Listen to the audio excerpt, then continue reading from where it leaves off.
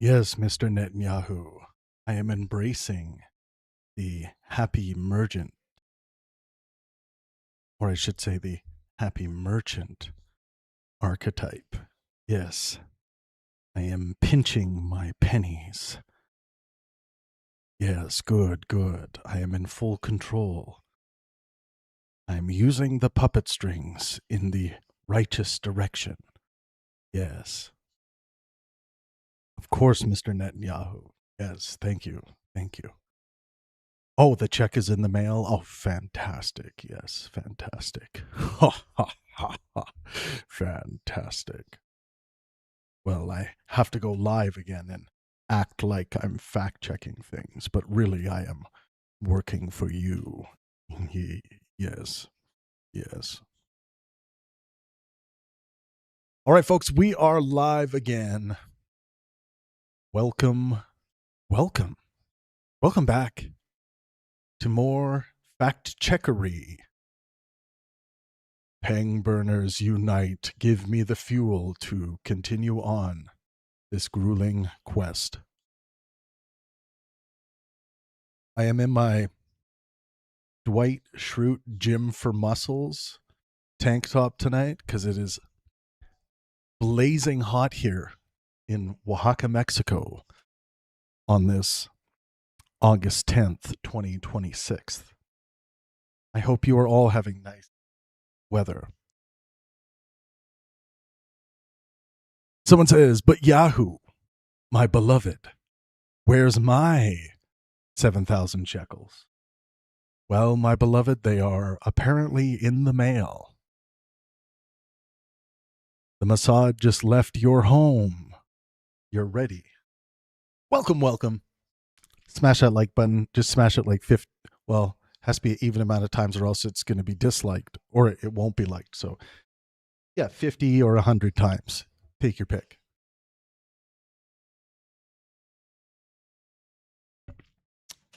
We are getting there with regards to this video. We're about 2/3 of the way through. I know that sounds like we got a long way to go, and we do, but the majority of this fact check is complete. And we've found a lot of errors. How many exactly? I will unveil once we release the full data report.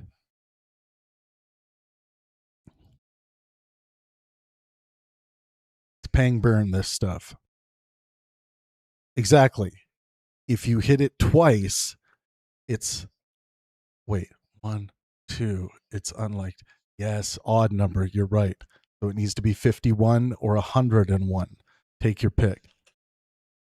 It's not a Lakers tank. It is actually a Dwight Schrute Gym for Muscles tank. Much better. Dwight Schrute. For those of you who are Office fans, I'm an addict. I'm an admitted addict of The Office. So I can admit that.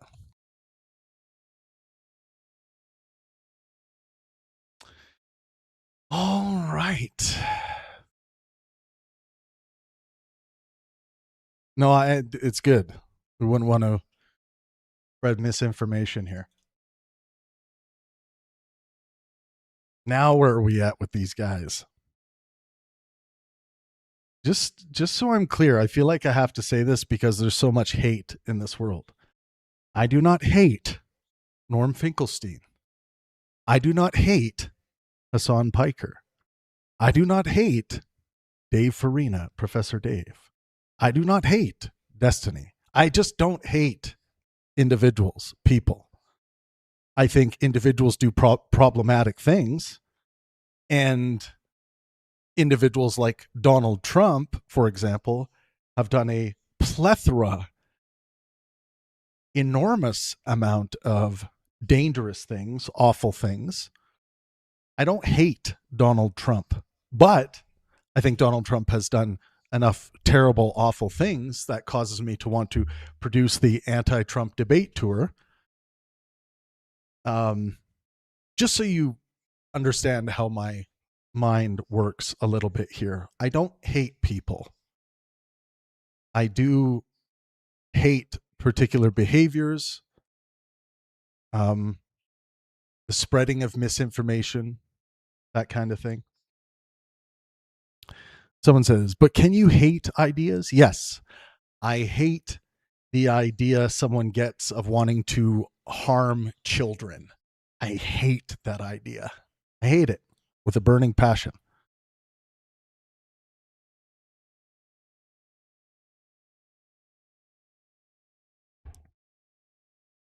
I did release 2 videos today from earlier live streams. One of them was focusing on Dave Farina, Professor Dave, targeting Stephen Bonnell, Destiny's son, in Dave's propaganda video titled Destiny Loves Genocide. I thought it was important to call that specific thing out. I think that was very bad and kind of ironic because Dave either misunderstood or just simply was lying about what Destiny's current lawsuit is relating to, but he said it had something to do with distributing or sharing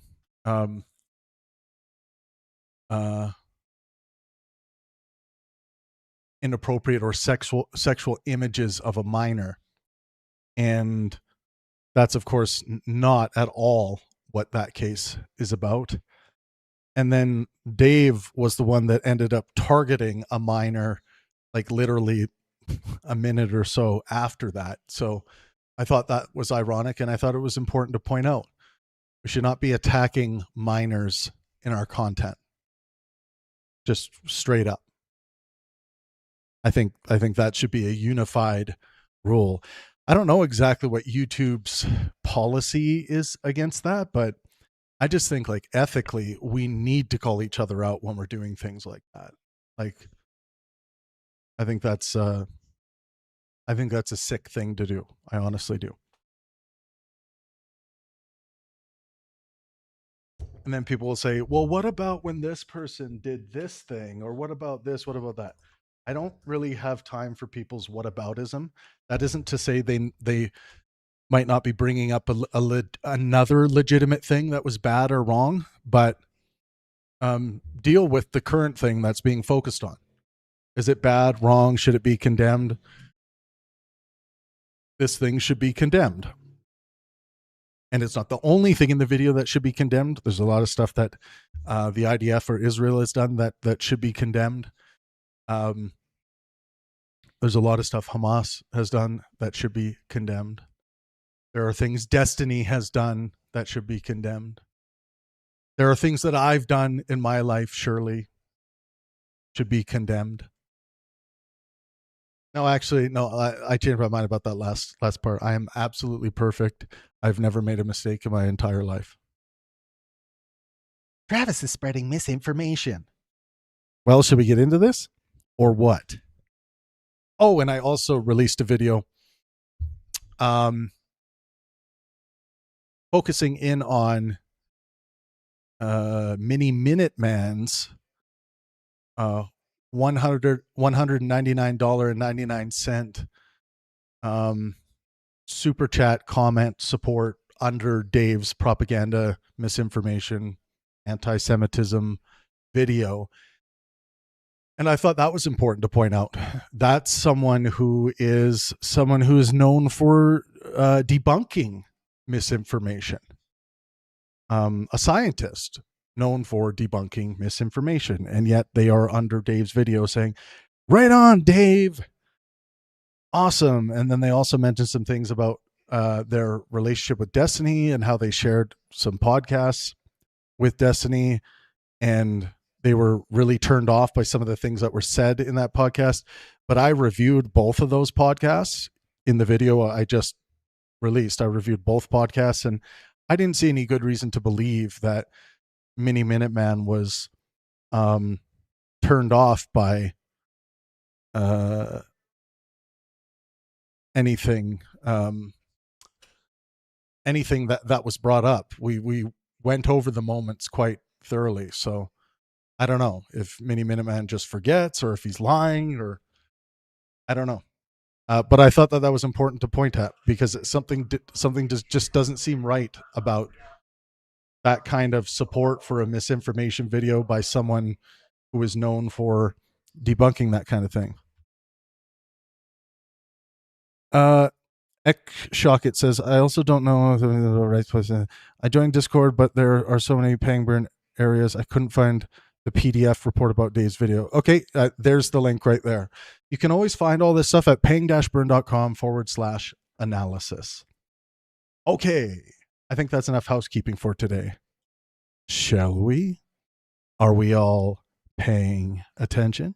Liberal Nazism. And Brad, on the other hand, he calls himself a liberal Zionist, and yet will actually present for the first time ever an actual logical conclusion to what a two-state solution looks like. So I wanted to hear your perspective on that as well. Well, I wrote my doctoral dissertation on the theory of Zionism. So I have what you might call a material and a personal stake in the word Zionism. But I don't think it's particularly useful, and I counsel against using it, because in politics, the most important thing is clarity of information. You don't want there to be any misunderstandings. So when people like Bernie Sanders or Mamdani, Abdul El Sayed, their planks are very clear.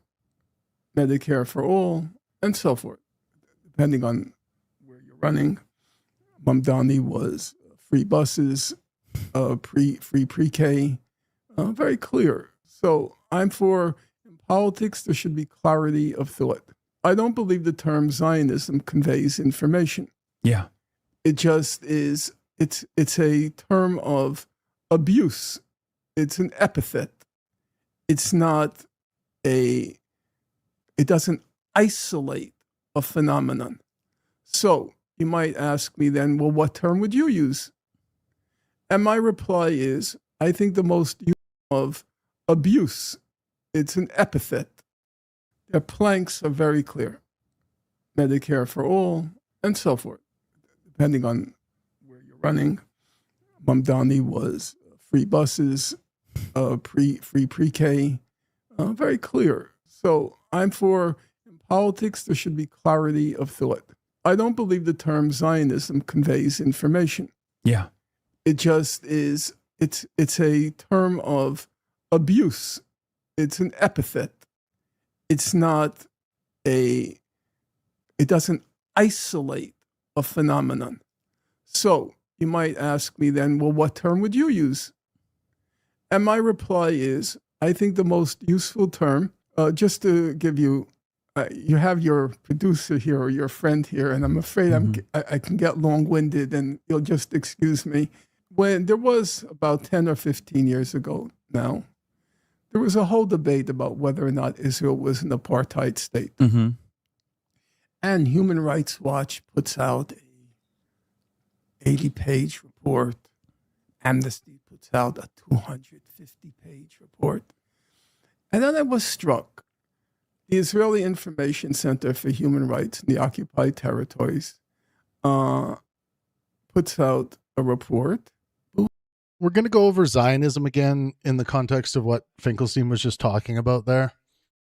Zionism, of course, as we've learned throughout this fact-checking process, means many, many different things. There's many different categories of Zionism: political Zionism, progressive Zionism, religious Zionism, many different categories. So we're going to go through this again, starting off since this was invoked by Finkelstein here. It was only like 10 pages. And the head of that Selim at that point, the Israeli Information Center, the head, he was a physicist. He was a Harvard-trained physicist. Very decent guy. Very decent guy. He never talked to me. I think once he answered an email from me. So I knew he considered me toxic and I would sink his ship. So he stayed away. I don't take these things personally. I get it. I understand politics. So, but what struck me about his report was he said something very simple. You know what he said? He said, from the river to the sea, there's one state. Let's not kid ourselves. This has been going on since 1967. Yeah. We're in 2026. There's one state. Incidentally, I disagree with you. These territories are not occupied. They are.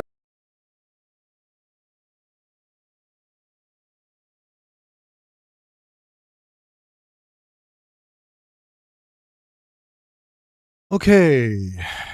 The claim, I don't believe the term Zionism conveys information. It's a term of abuse. It's an epithet. He continues, it doesn't isolate a phenomena. He then proposes, quote, Jewish supremacy as a clearer alternative. So the verdict here, this is false, overstated literally. There is some kind of defensible core here about ambiguity. But again, false and overstated literally. So the first part, Zionism conveys no information. That's obviously false. There is a well-established historical referent.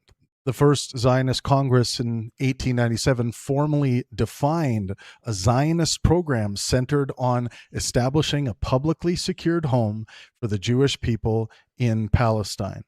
The current constitution of the World Zionist Organization still explicitly calls Zionism the national movement of the Jewish people and identifies Israel, Jewish national continuity, immigration to Israel, and Jewish self-determination as central elements. It's kind of the opposite of what Finkelstein is saying. Finkelstein says Zionism conveys no information. Zionism conveys a lot of information if you're educated.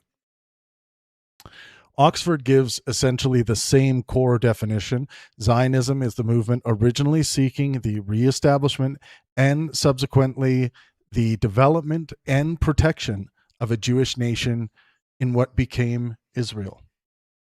Oxford historian Michael Stanislawski likewise describes Zionism as a nationalist movement affirming Jewish self-determination through a Jewish national state in the ancestral homeland. So if someone tells you, I am a Zionist, you have learned something. They are very likely affirming some form of Jewish national self-determination connected to the land state of Israel. That alone refutes the literal proposition that the term conveys no information. In information theoretic terms, a category doesn't need to uniquely specify every belief to be informative. Quote, socialist, conservative, nationalist, feminist, and Zionist are all broad labels. They still constrain the likely range of beliefs. Finkelstein is right that Zionist does not uniquely determine someone's politics.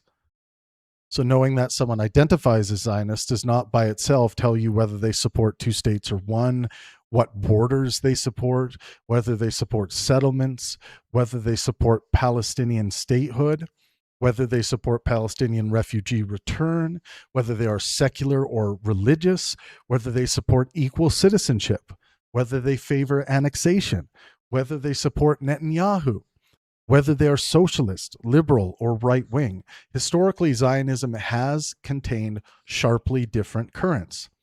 There have been labor Zionists, revisionist Zionists, religious Zionists, cultural Zionists, liberal Zionists, and Zionists who explored binational or federal political arrangements. Academic scholarship documents Zionist federal and binational proposals advanced by political actors ranging from social democrats to liberal humanists. Cambridge scholarship likewise treats Zionism as a complex Jewish nationalist intellectual tradition rather than one single policy program. So Finkelstein would have a strong point if he said, calling someone a Zionist does not tell me enough about what political arrangement they actually support. That is substantially correct, but that's very different from saying Zionism conveys no information.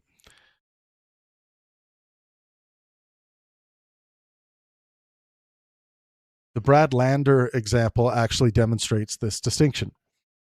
This surrounding conversation is useful.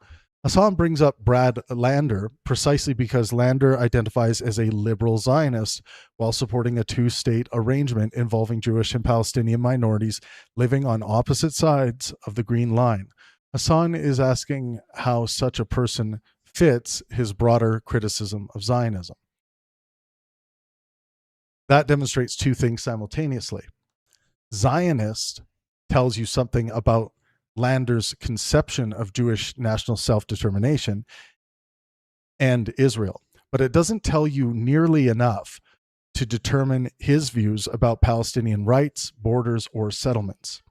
So the empirical lesson is Zionism is informative, but under-determining, not Zionism is meaningless. There was a claim by Finkelstein that he said it's a term of abuse, it's an epithet, only true in some contexts. There's a real contemporary phenomena behind this statement. Since October 7th and the Gaza war, Zionist has increasingly been used pejoratively in portions of anti-Israel and pro-Palestinian political discourse. Reporting on U.S. campus activism, for example, documents cases where the label functions effectively as a political accusation rather than a neutral descriptive identifier. So quote, Zionist is sometimes used as an epithet supported, but Zionist is merely an epithet is false. Millions of people and organizations use Zionist positively as a self-description. Most decisively, an organization literally called the World Zionist Organization still maintains an official Zionist platform and holds Zionist Congress.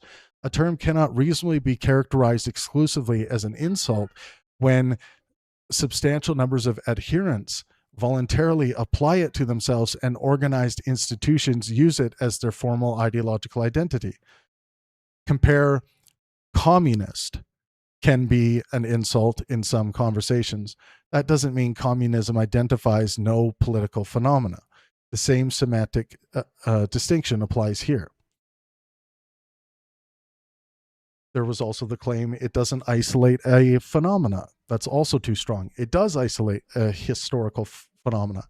Modern Zionism arose in the late 19th century Europe as a movement of Jewish nationalism, shaped partly by European nationalism and anti-Semitism, advocating Jewish national revival / self-determination in Palestine.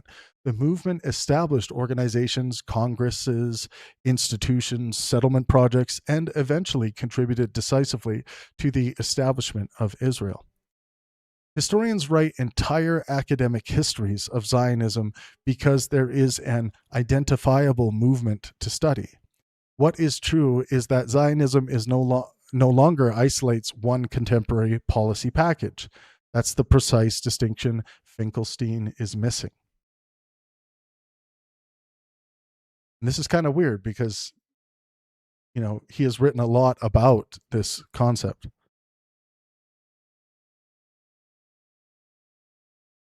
Replacing, quote, Zionism with, quote, Jewish supremacy actually makes the language less neutral. This is an especially important analytical problem. Finkelstein says that instead of calling someone Zionist, he prefers, quote, Jewish supremacy, because in his view, this communicates the underlying reality more clearly. But these aren't synonyms. Zionism is a historical political category. Jewish supremacy is an evaluative description alleging a hierarchical system in which Jews possess superior political or national rights. One could argue empirically that particular Zionist implementations or particular Zionist movements are Jewish supremacist. That proposition can be tested, but it does not follow that Zionism is equal to Jewish supremacy. The existence of liberal, federal, binational, and other Zionist currents is enough to defeat that definitional equivalence. Scholarship documents Zionist thinkers proposing political structures intended to accommodate both Jewish and Arab national aspirations. Even the current World Zionist Organization formally defines its program in terms of a Jewish, Zionist, and democratic state, peace, mutual respect, and Jewish national self-determination, not an explicit doctrine of Jewish superiority. Whether the real-world implementation lives up to those aspirations is a separate empirical question. So replacing Zionism with, quote, Jewish supremacy doesn't merely make the same concept clearer, it changes the proposition. So let's go through these Finkelstein's propositions versus the verdict. The proposition, Zionism conveys no information, that's just false. Likely he's being hyperbolic. Zionist is merely a term of abuse, that's false. We just demonstrated that. Zionism does not identify a historical political phenomena, that's false. Jewish supremacy is simply a clearer synonym for Zionism. That is false and an unsupported equivalence. So the safe correction here is that Zionism is a broad and contested term, but not an empty one. At minimum, it identifies a family of movements centered on Jewish national self-determination in Israel-Palestine.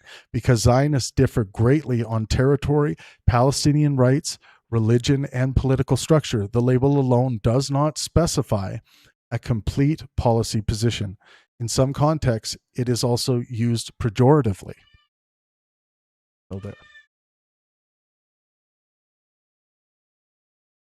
Are illegally annexed. They are part of Israel.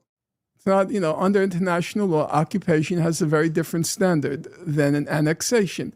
They have been illegally annexed by Israel. And then he said, all right, so a couple things here. The claim the Palestinian territories are not occupied, they are illegally annexed. The ICJ refers to the occupied Palestinian territory and treats Israel as the occupying power, while also finding annexation of parts and unlawful continued presence. Annexation practices do not erase occupation status. So the correction here is that the territory remains legally described as the occupied Palestinian territory. Unlawful annexation practices can coexist with, rather than replace, occupation status. So again, this is just false. One more time on this. The claim the Palestinian territories are not occupied, they are illegally annexed. The ICJ refers to the occupied Palestinian territory and treats Israel as the occupying power, while also finding annexation of parts and unlawful continued presence. Annexation practices do not erase occupation status. So again, the correction is the territory remains legally described as the occupied Palestinian territory. Unlawful annexation practices can coexist with, rather than replace, occupation status. Okay.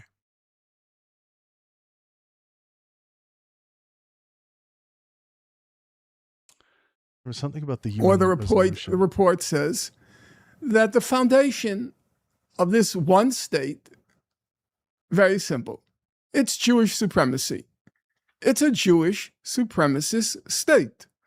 Now, you could say, in the case of Israel, it's second-class citizens. Mm-hmm. In the case of the West Bank, it's not a Jewish supremacist state. We just went through that and debunked it. It's apartheid. Mm-hmm. And the case of Gaza, it's genocide or a concentration camp, however you want to put it. But the common denominator is it's Jewish supremacy. Yeah. So I think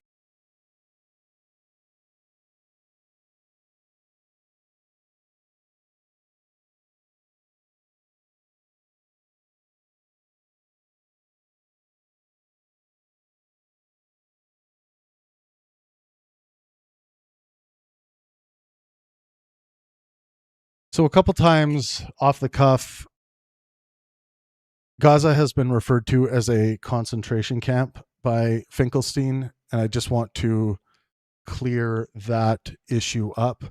Also, let's see, 54. Let this be a little long.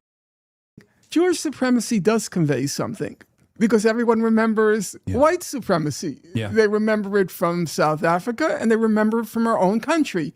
We know what white supremacists are. So I believe that we should begin with clarity of language and refer to it as not a Zionist state, but to say I'm against white supremacy. Oh, well, that's what I do say that. I do believe that that's what Zionism is. But you recognize other people it doesn't necessarily denote that. No, of And course so not. if you It's want to intentionally if you vague. want to have a conversation, the first thing you need is clarity of terms. So we're on, as they say, on the same wavelength or on the same page. All right. There was mention earlier, kind of in passing, the UN Resolution 194 was a Security Council resolution. I think it was mentioned quickly.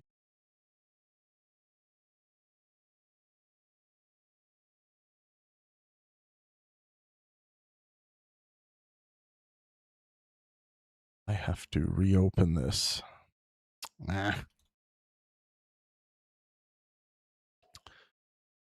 So I just want to put this into the record because this is going to be part of the final report. So UN Resolution 194 was a Security Council resolution. That was the claim. It might still be upcoming, and it might be an error with the timestamp. But what we'll see. Resolution 194 bracket 3 end bracket was adopted by the UN General Assembly on the 11th of December 1948.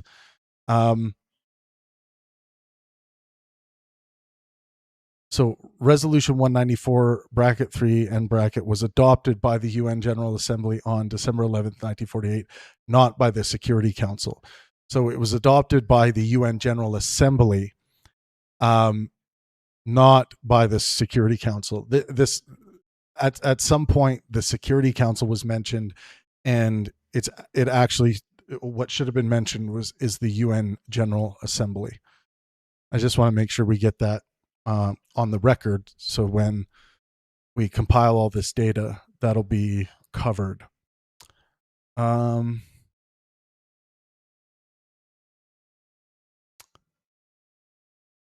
claim that the West Bank is under an apartheid system. So major human rights organizations and UN experts have applied the apartheid label, and the ICJ found systematic discrimination and segregation. No single universally controlling criminal judgment has finally adjudicated state responsibility for apartheid. The apartheid characterization has substantial support from major human rights organizations and UN experts, and the ICJ found systematic discrimination and segregation. It should still be presented as a contested legal characterization rather than a universally final criminal adjudication.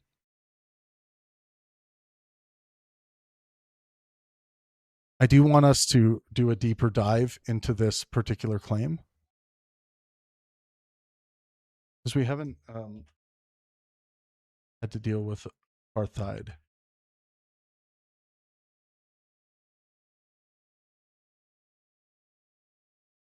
What up, everyone? Make sure you smash that like button when you get into the room. We're just chilling, working our way through this video. Still chipping away.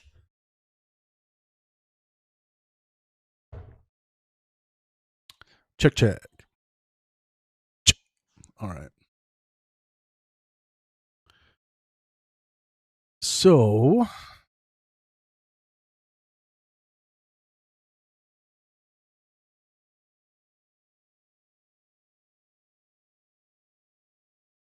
okay, let's deal with referring to Gaza as a concentration camp first.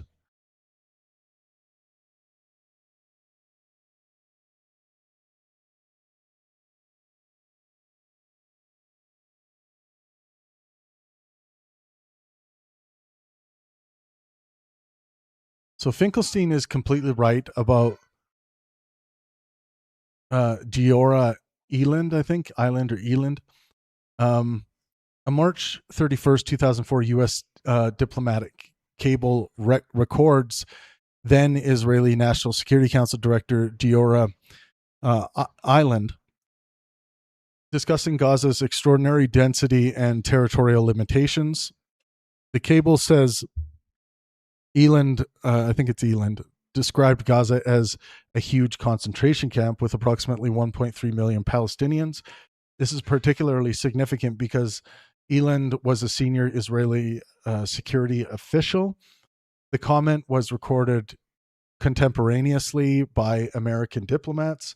It occurred in 2004, before Israel's 2005 withdrawal of settlers and before the much more comprehensive blockade introduced following Hamas's 2007 takeover.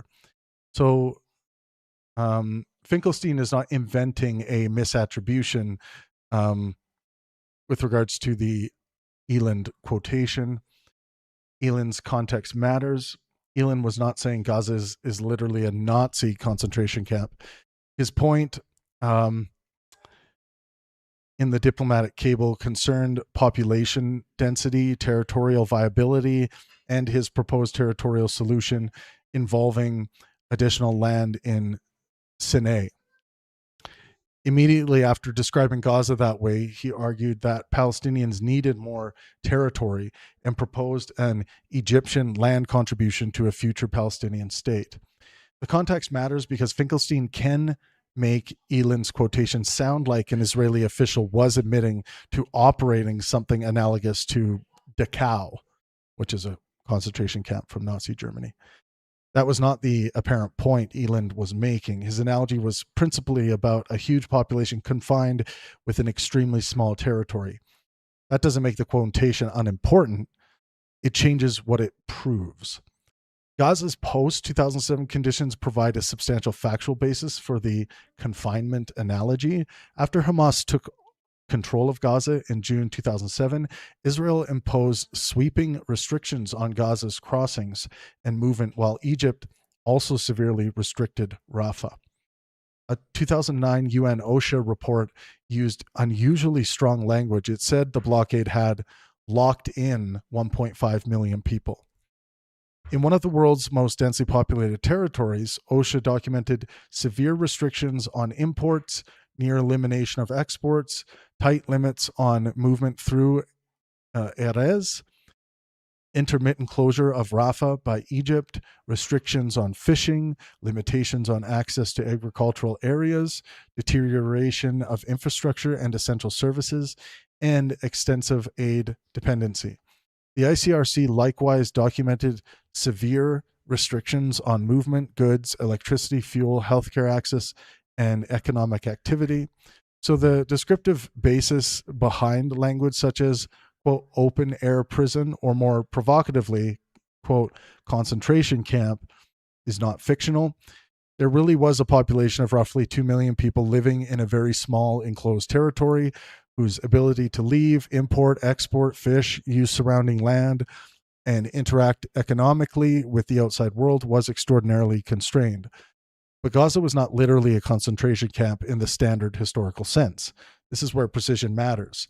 The U.S. Holocaust Memorial Museum gives a useful general definition of a concentration camp as a place where people are detained or confined, generally under harsh conditions outside ordinary legal norms. Nazi concentration camps were specific institutions administered by the Nazi state/SS for the detention, exploitation, and persecution of designated populations. Pre-October 7th, Gaza differs in major structural ways. Gazans were not generally individually arrested or interned by Israel, registered as prisoners of a camp administration, housed in barracks controlled by guards, subjected to a camp disciplinary system, compelled into systematic camp labor, or administered internally by Israeli prison officials. Instead, Gaza was a territory containing cities, towns, universities, businesses, private homes, farms, political organizations, and its own Hamas-run internal government, while its external movement and economy were severely constrained by Israel and at Rafah, Egypt. OSHA itself described Hamas's rule over Gaza alongside the Israeli blockade, rather than describing Israel as operating Gaza as a formal detention camp. That distinction prevents us from simply saying Gaza objectively was a concentration camp. The more rigorous statement is Gaza exhibited some concentration camp-like features of mass geographic confinement, but it was not literally organized or legally classified as a concentration camp. And of course, everyone should know that concentration camp does not automatically mean extermination camp or death camp.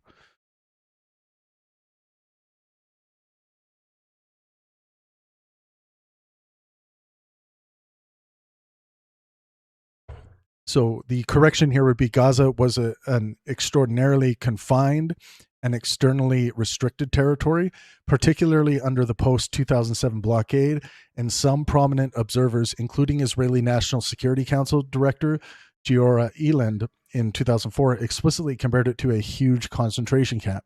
That comparison is a political historical analogy based primarily on mass confinement. Gaza was not formally classified or institutionally organized as a concentration camp, and it should not be conflated with Nazi concentration camp or extermination camps. Yeah, I think the concentration camp labeling Gaza as such is just so heavily loaded. You know, like when we are talking about a place that has, you know, their own cities, towns, universities, businesses, private homes, farms, political organizations, and its own Hamas-run internal government. It seems to be an anti-academic way of talking about the situation.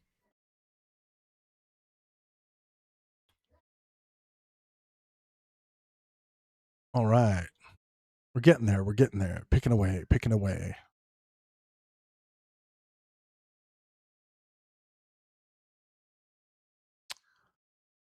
Let me just double check something.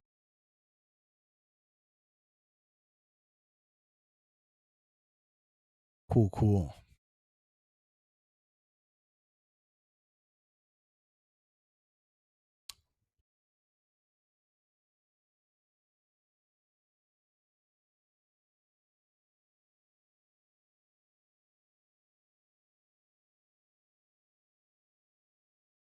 All right, now what are we on? Okay. And then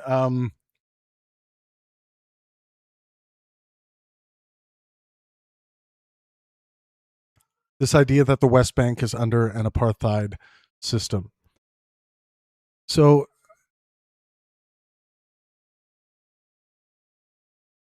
the evidence that the West Bank operates through an apartheid-like and, according to several major investigations, legally apartheid system is very strong.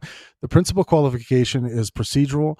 The ICJ itself has not expressly held that Israel is committing the international crime of apartheid, and there has been no final ICC criminal judgment establishing individual responsibility for that crime.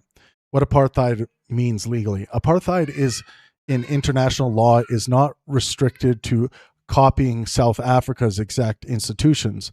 The Apartheid Convention defines it around inhuman acts committed to establish and maintain domination by one racial group over another and systematically oppress the group. The Rome Statute uses the similar concept of an institutionalized regime of systematic oppression and domination intentionally maintained through inhuman acts or inhumane acts. Does the West Bank so the correct question is not does the West Bank look exactly like South Africa in 1980?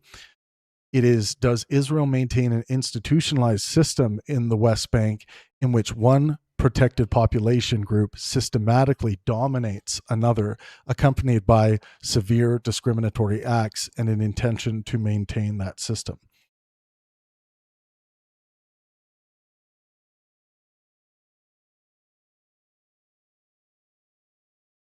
The ICJ's 2024 finding is extremely important.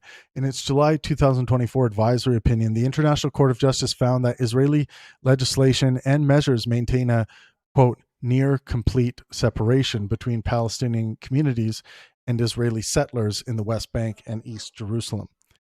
The court concluded that this violates Article 3 of the International Convention on the Elimination of All Forms of Racial Discrimination, which expressly prohibits racial segregation and apartheid. That's an extraordinary consequential finding. It establishes at the world's highest international court that Israel's West Bank system is not merely characterized by occasional discrimination. The court found legally prohibited systemic separation. But there is a crucial ICJ nuance. The court did not explicitly choose the word apartheid as its final characterization. Judge Iwasawa explained that this very clear in his separate opinion. Judge Iwasawa explained this very clearly in his separate opinion. The court found a violation of Article 3 of CERD without qualifying the system specifically as apartheid. Judge Brandt likewise explained that the court found Article 3 violated but did not consider it necessary to determine precisely whether the conduct should be classified as racial segregation, apartheid, or both. So it would be inaccurate to say that the ICJ, the International Court of Justice, ruled that Israel is committing apartheid. The precise formulation is the ICJ found that Israel maintains near complete physical and juridical separation between settlers and Palestinians and is violating the CERD provision prohibiting racial segregation and apartheid. But the court did not expressly classify the violation as apartheid rather than racial segregation.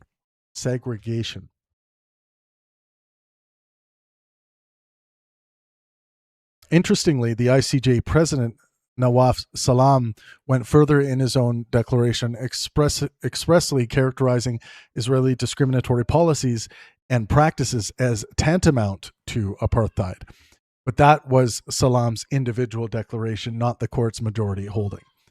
There was also judicial disagreement. Judge Nolte believed the evidence before the court was insufficient to establish the necessary subjective element even for the Article 3 finding, although he accepted that Israeli policies had seriously discriminatory and segregative effects. Major human rights investigations go further than the ICJ. Human Rights Watch, HRW, conducted a detailed legal analysis in 2021 and concluded that Israeli authorities were committing the crimes against humanity of apartheid and persecution. Importantly, for this question, HRW found the apartheid elements especially strongly in the occupied Palestinian territory, including the West Bank.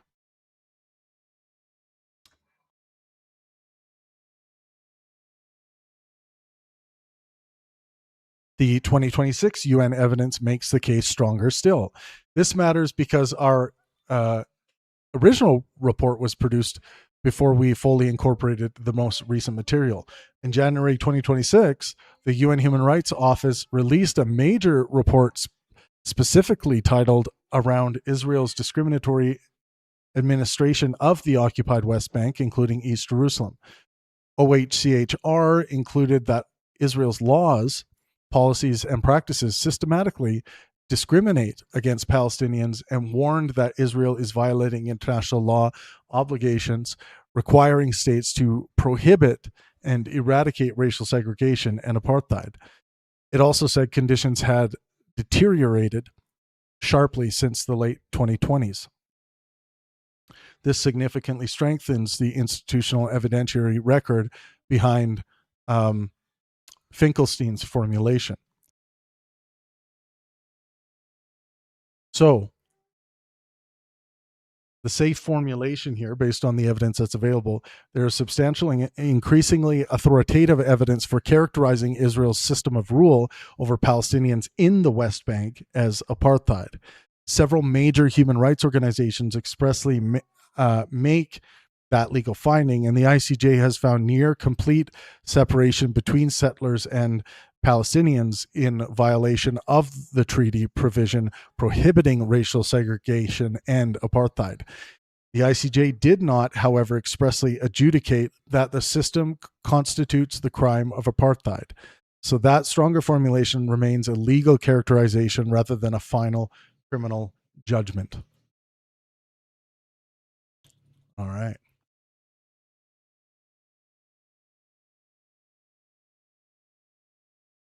I'm going to close that. How's everyone doing? Welcome back.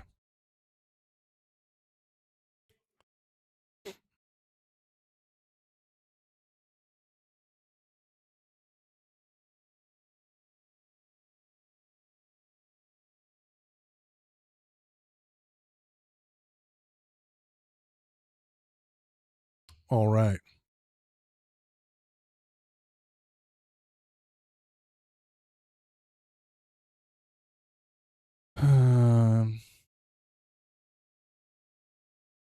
So yeah, the main thing there is that when people say the West Bank is under an apartheid system, the apartheid characterization has substantial support from major human rights organizations and UN experts, and the ICJ found systemic discrimination and segregation.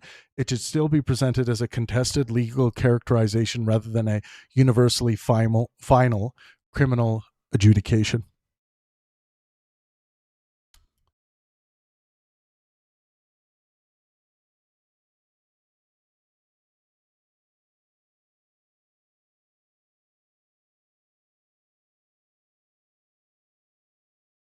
That happens. Okay, we can run here. So I think the right term to use is Jewish supremacy, and you're against Jewish supremacy, which is basically the way Zohar Mamdani handled the question. Yeah. You know, he kept saying, I believe in equal rights for all. Yeah. And then how do you answer that? Well, a lot of people chose to just immediately shift the priority to, well, don't you believe Israel has a right to be a Jewish state, which is an ethno state? Right. And his reply was, I support a state with equal rights for all. Yeah. And they didn't know how to answer that.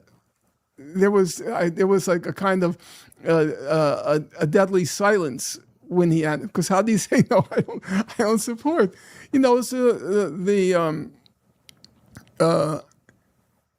this is a digression, but it's like when you take the case of Tucker Carlson. He says that the Jews, or some Jews, he says, but the Jews, he says, they want to destroy the United States. That's what he says. They want to destroy it from within. I think he's a little bit more careful about his language, but I do agree with you, and I do want to get to that. Okay, so let me tell you. So you're going to answer me, and you of course should answer me. And there are many points he raised which I haven't addressed, but he says these Jews, they want a Jewish supremacist state in Israel, but they want to let all these immigrants into the United States, you know, liberal Jews. The Great Replacement. Right. Yeah. So he says they want to destroy the U.S. from within. I'm thinking to myself, why would they want to destroy the U.S. from within? They control. So, and just to add some context here, we already went through this, but one could argue empirically that particular Zionist implementations or particular Zionist movements are, quote, Jewish supremacist. We can test that proposition, but it does not follow that Zionism is equal to Jewish supremacy. We've already gone through this, but I need to point that out again because they're talking about it again. The existence of liberal, federal, binational, and other Zionist currents is enough to defeat that definitional equivalence. Scholarship documents Zionist thinkers proposing political structures intended to accommodate both Jewish and Arab national aspirations. Even the current World Zionist Organization formally defines its program in terms of a Jewish, Zionist, and democratic state, peace, mutual respect, and Jewish national self-determination, not an explicit doctrine of Jewish superiority.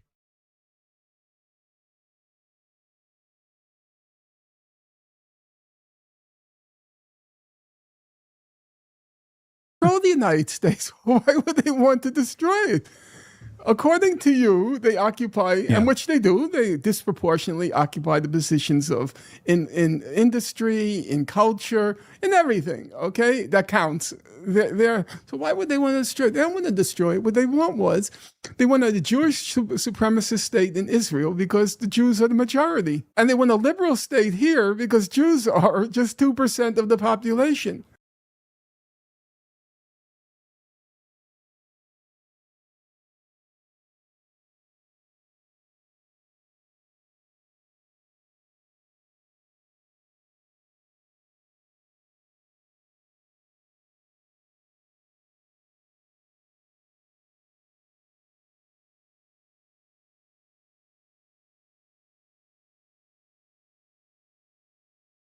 So now we're going to look at like what the actual empirical data shows us. What is the actual level of support for a quote Jewish supremacy state in Israel?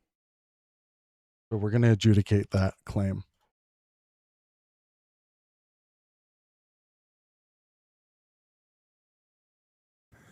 They're hypocrites. It's not that they want to destroy the U.S., but they want, as a minority, they want to preserve the rights of a minority in a multicultural society like the United States. But I also don't think that immigration is a negative thing in general. In the way that he presents it, so this is actually a really interesting point because I've heard your criticisms of some on the right and the way that they are approaching the issue of Palestine, and some of them have even become thought leaders almost. They are the thought leaders on this issue. Unfortunately, well, I don't know if I completely agree with that assessment. If you look at the top.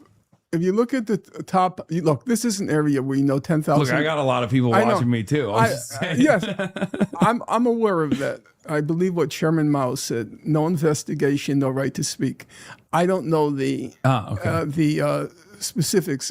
People have sent me some graphs and so forth.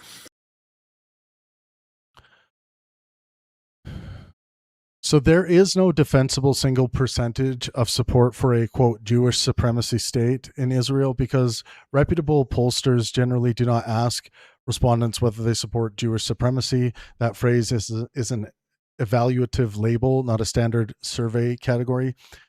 The rigorous way to answer is to operationalize it. So if by Jewish supremacy state, we mean a state that gives Jews superior political national status over non-Jews, seems to be what is being talked about here. The evidence shows substantial support for some unequal or dominance-oriented policies, especially among the Jewish right and religious nationalist sectors, but not clear evidence that a majority of Israeli Jews explicitly endorse a general principle of Jewish superiority over Arab citizens. So a few of the best indicators. In 2025 Israeli Democracy Index, 44% of Jewish respondents said the Jewish component of Israel's identity is already too dominant, while 24% said the democratic component is too dominant, and about 19% thought the balance was just right. Among the Jewish right, 35.4% in the 2024 survey said democracy was too dominant versus only 20% who said the Jewish component was too dominant. Among Haredim and national religious Jews, about half said the democratic component was too strong. This is probably the best current proxy for people wanting the state to become more Jewish relative to democratic constraints, but it is still not equivalent to endorsing supremacy. So, I mean, in this polling index, 44% of respondents said the Jewish component of Israel's identity is already too dominant. In 2024, 48.2% of Jewish Israelis agreed that Jews and Arabs should live separately in order to preserve Jewish identity. 44% disagreed. Support was 61% on the Jewish right, 37% in the center, and 12% on the left.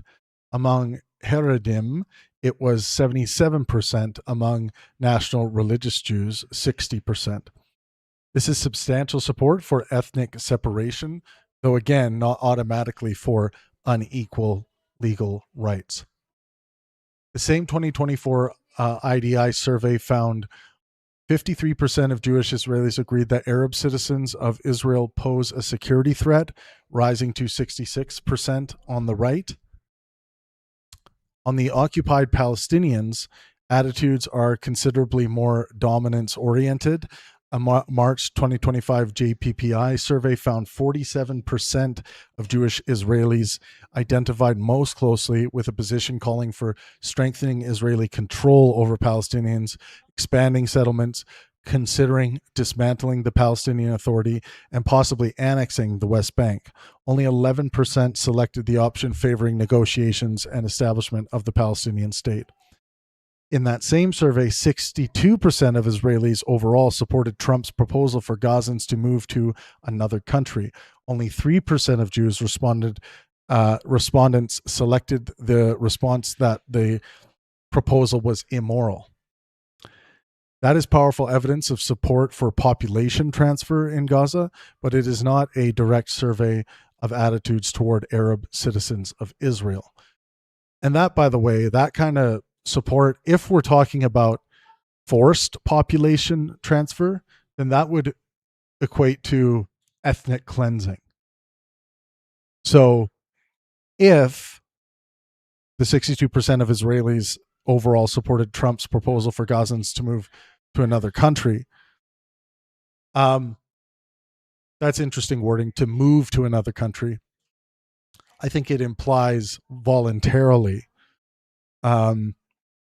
But either way, if it's voluntary, it wouldn't be considered ethnic cleansing. But if it's an involuntary movement, a forced movement, then that would be ethnic cleansing.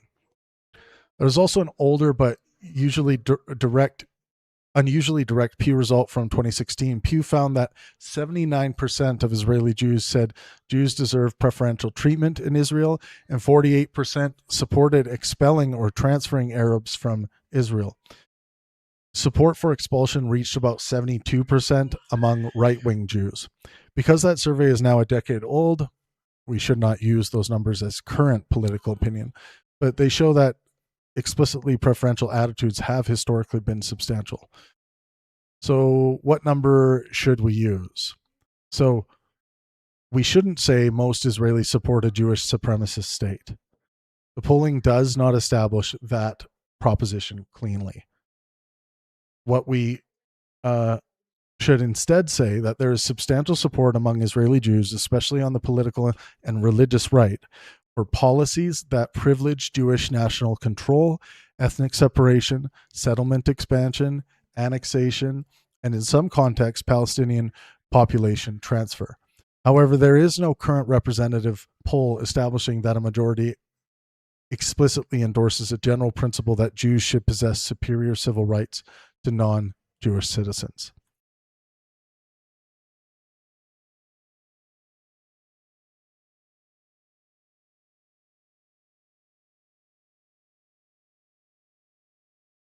So I don't think it's, I think to speak about this as fact that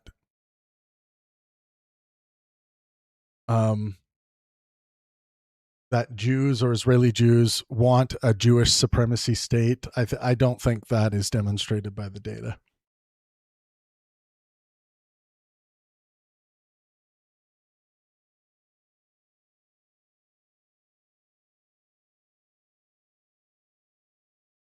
Which showed the top podcasters.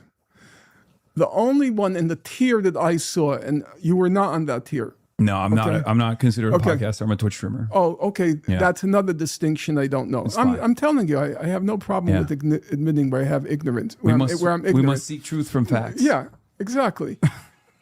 In the top tier, the only person on the what you would call the liberal end of the spectrum was Mehdi Hasan. Everybody else Yeah. was right wing. Yeah. And so by virtue of the size of the audience they reach, just by virtue of the size of the audience they reach, they have become the voice of the Gaza. And that's a very strange phenomenon. Yeah.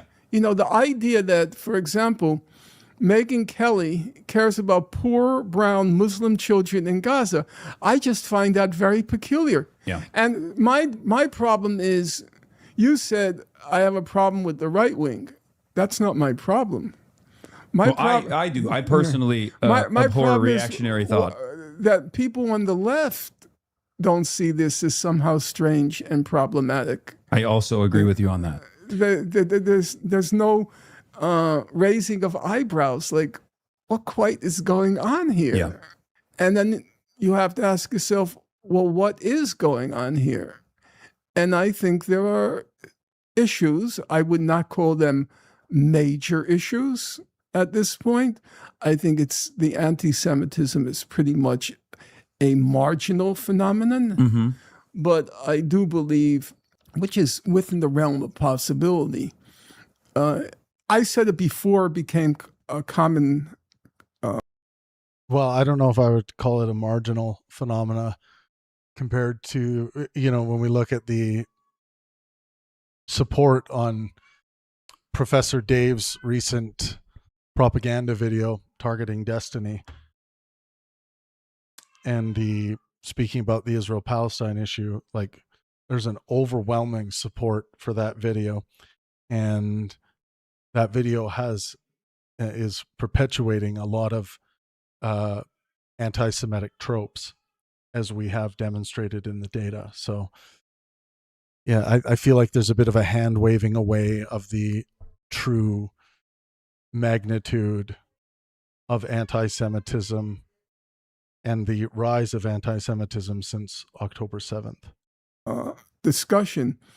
I said, if Tucker Carlson wins, if he runs for office, Mm-hmm. this was before there was any talk about it. I said, but speculating, if he were to run for office, and if he were to run on the real America First, and if he ran with a Thomas Massey or her name, just the woman, Marjorie Taylor Greene. or Marjorie Taylor Greene, Yeah.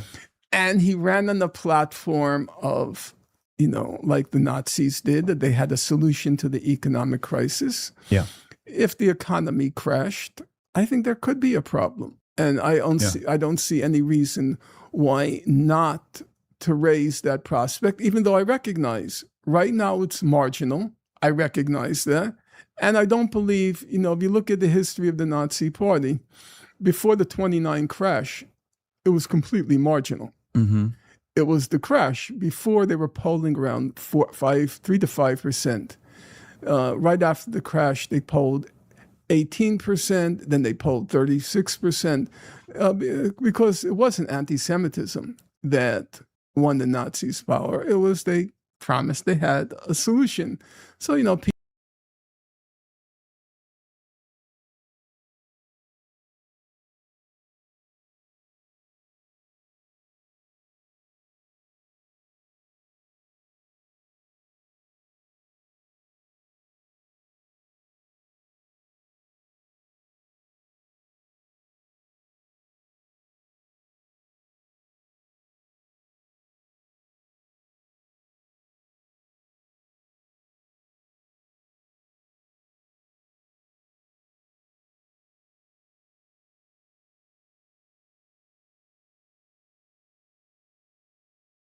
Yeah, I just want to add some clarity. It's not what Finkelstein just said there is not completely false about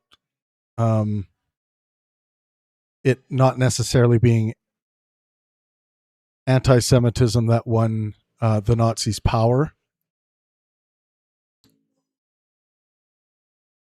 But I do want to read some things into the record because I think it's important about that history. people like with Trump, let's give him a try. Let's see what he can do, So I believe it could metamorphose into a problem.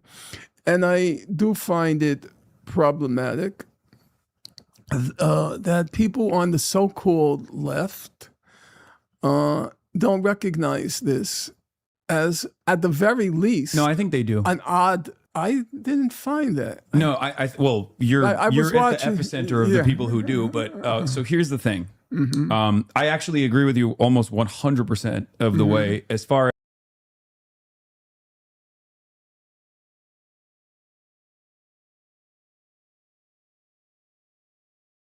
So the Great Depression and collapse of confidence in the Weimar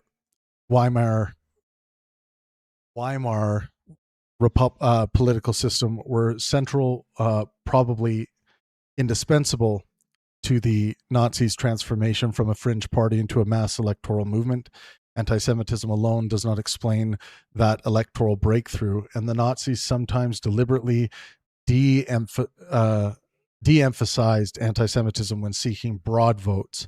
But anti-Semitism was nevertheless a core element of Nazi ideology and propaganda, contributed to Nazi political appeal among some constituencies, and was integrated into the Nazi explanation of Germany's problems. Saying it wasn't anti-Semitism is therefore too categorical. Finkelstein is basically right about the electoral numbers. That's fine.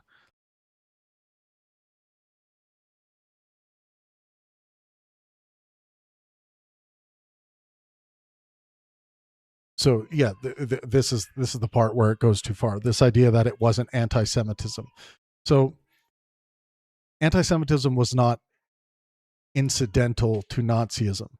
The Nazi Party's worldview was fundamentally racist, anti-Semitic, ultra-nationalist, anti-communist, anti-democratic. Jews were portrayed as responsible for Germany's defeat in World War I, Marxism, liberal democracy, finance, capitalism, cultural decline, and numerous other alleged national problems. And critically, economic messaging and anti-Semitic messaging were often fused rather than alternatives. The German Historical Museum preserves an NSDAP propaganda leaflet from around 1930 aimed explicitly at unemployed Germans. Its message identifies supposedly Jewish figures as the cause of Germany's misery. The museum notes that after 1929, the Nazis aggressively blamed democracy and, quote, international finance Jewry for the economic catastrophe. So this is 1929 and 1930. So Finkelstein's dichotomy, economic solution versus anti-Semitism, is historically artificial. For Nazis, the argument could effectively be Germany is in crisis, Jews, Marxists, Weimar elites are partly responsible, Nazi national renewal is the solution. The scapegoating was part of the diagnosis attached to the promised solution.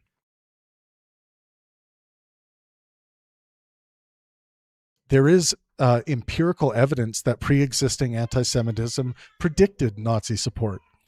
This is especially damaging to a categorical, quote, it wasn't anti-Semitism claim. Voigtlander and Voth's major quarterly journal of economic study examined long-run geographic variation in German anti-Semitism. Historical areas with stronger traditions of anti-Semitism subsequently showed higher Nazi Party voting, anti-Semitic violence, attacks on synagogues, and engagement with Nazi anti-Semitic propaganda. Their analysis found that historical anti-Semitism significantly predicted votes for the Nazi Party. That doesn't mean anti-Semitism explains most Nazi votes, but it means anti-Semitism did not contribute, but it does mean, quote, anti-Semitism did not contribute to Nazi electoral success, cannot be substantiated. It demonstrably did in at least some places and populations.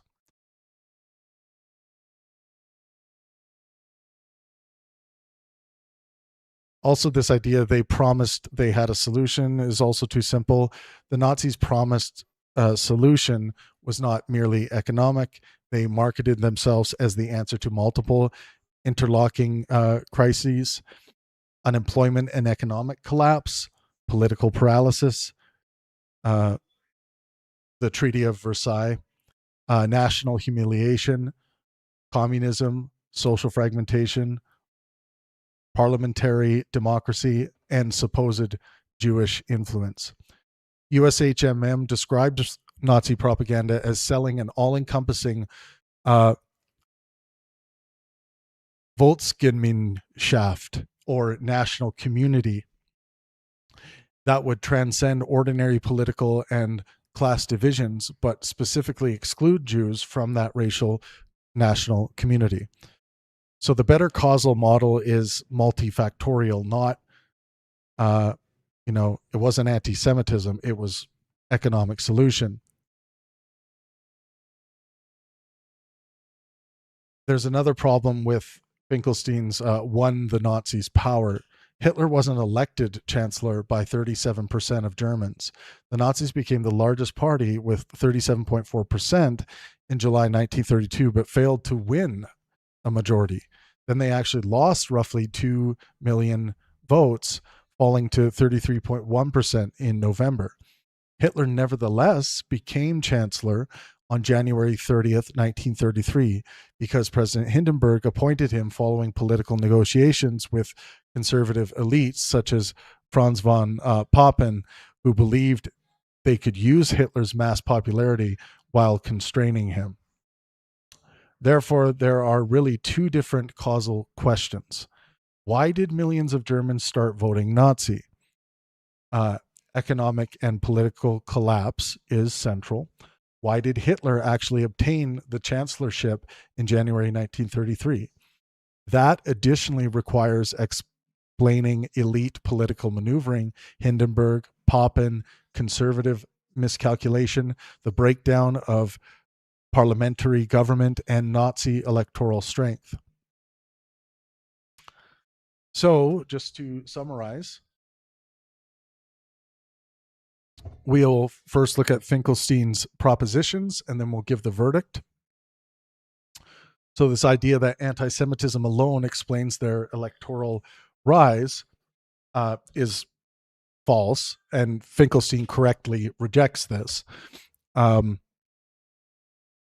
Quote, it wasn't anti-Semitism that contributed to their rise would be too categorical, false, of course, if interpreted literally. This idea that Hitler simply won power electorally, that's misleading. He was appointed after elite political bargaining. So the safe correction here is that the Great Depression and political collapse were crucial to turning the Nazis from a fringe movement into Germany's largest party, and their mass appeal depended heavily on promises of economic recovery, national restoration, and strong government rather than anti-Semitism alone. But anti-Semitism remained a core part of Nazi ideology and propaganda, and contributed to support among some voters. It was often incorporated into the Nazis' explanation of the very crisis they promised to solve. So yeah, like I said initially, this was too simplistic. It's much more complicated than that.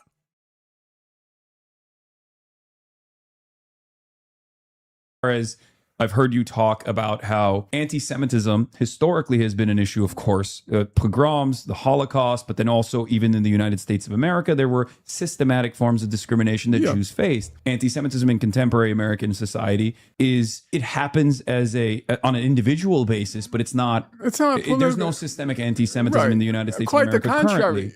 On the contrary. Ooh, I think that is an unsupported claim. That's something I want to adjudicate much deeper.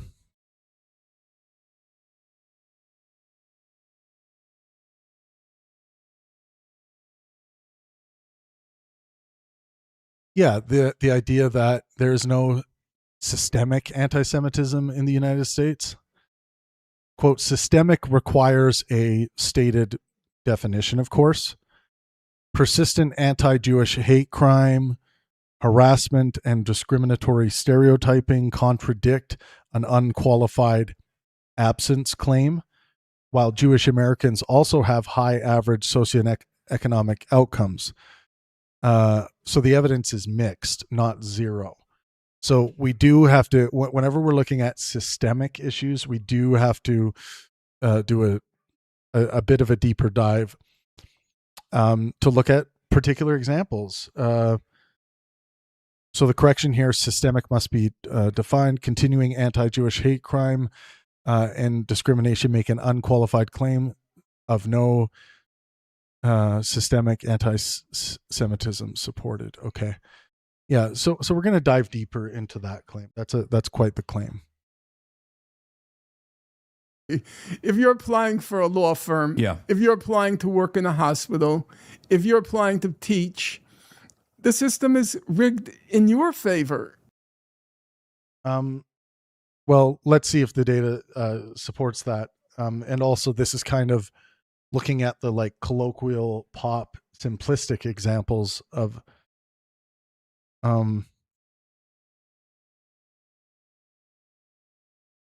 so let's take a look at what does systemic actually mean. This is the essential methodological use. The US EEOC defines systemic discrimination as a pattern, practice, or policy whose discriminatory impact is broad across a company, profession. See, this is where we're going to this can apply to a company, profession, industry, or geographic area. So when we make this broad sweeping claim that there's no systemic anti-Semitism in the United States, anywhere in the United States, really, in any company, profession, industry, or geographic area.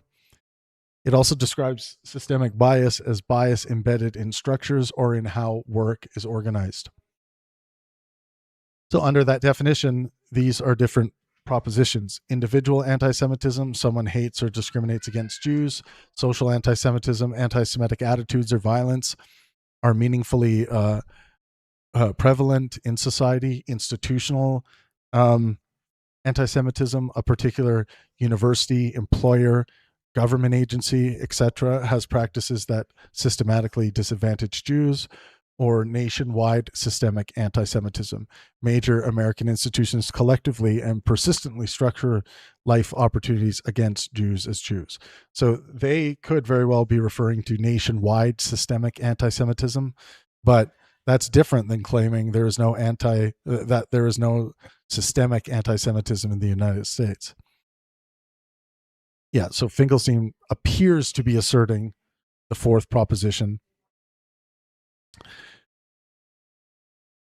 There is unquestionably a major anti-Semitism problem. The evidence is overwhelming. In 2024, the FBI recorded 3,096 single bias religious hate crime offenses, of which 69% were anti-Jewish. Jews constitute only about 2 to 2.5% of the U.S. adult population. This is extraordinary. This is extraordinary overrepresentation. Pew's February 2024 nationally representative survey found that 40% of Americans said Jews face, quote, a lot of discrimination. Among Jewish Americans themselves, 72% said Jews face a lot of discrimination. Roughly 9 in 10 said discrimination against Jews had increased since October 7th. Even before October 7th, Pew's 2020 Jewish American study found 93% of Jews perceived at least some anti-Semitism. 45% said there was a lot. 75% thought anti-Semitism had increased over the preceding 5 years. 53% reported feeling less safe as Jews than 5 years previously. So any suggestion that anti-Semitism is trivial, non-existent, or without real consequences would be false. But here's the crucial correction. Those statistics establish substantial anti-Semitism. They do not by themselves establish systemic anti-Semitism.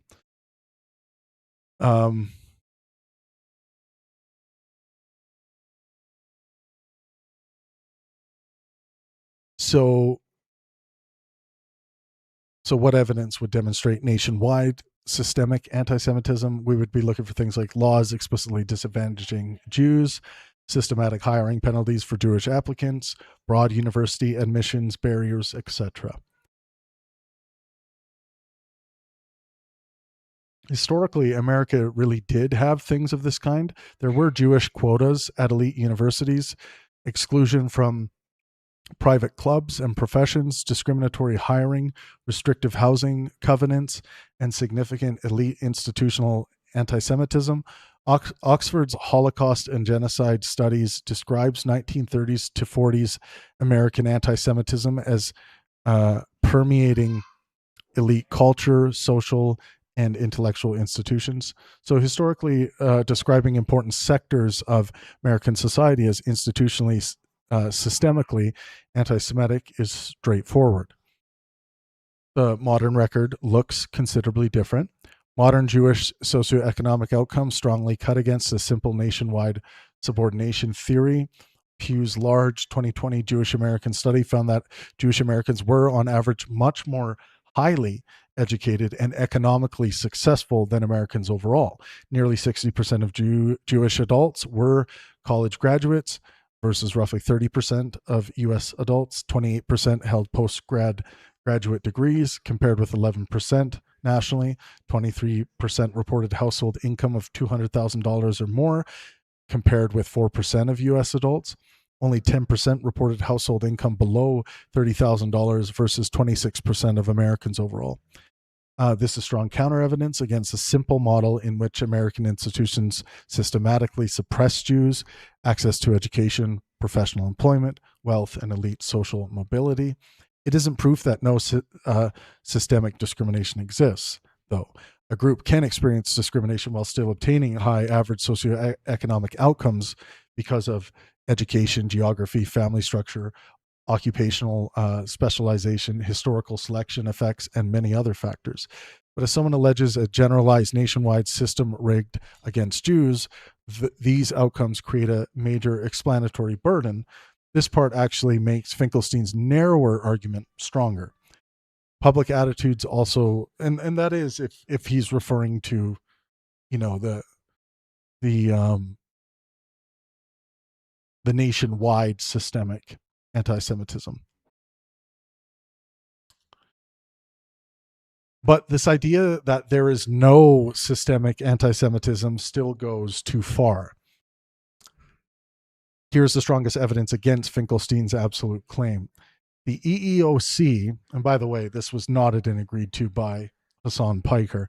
The EEOC recently pursued Columbia University over what it expressly alleged was a, quote, pattern or practice of anti-Semitic workplace harassment affecting a class of Jewish employees. Columbia agreed to establish a $21 million claims fund in 2025, though importantly, without admitting liability. Under the EEOC's own definition, a pattern or practice class case is precisely the kind of matter it calls systemic discrimination.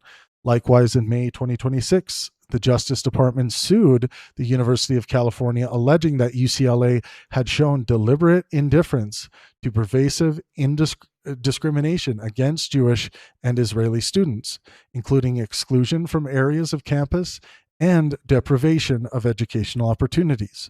Those remain allegations in litigation rather than a final nationwide finding, but they are certainly evidence that institution-specific systemic anti-Semitism is plausible and presently alleged/documented.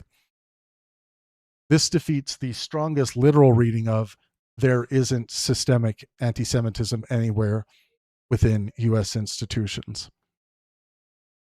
There clearly can be institutional patterns substantial enough to trigger class-wide federal civil rights enforcement.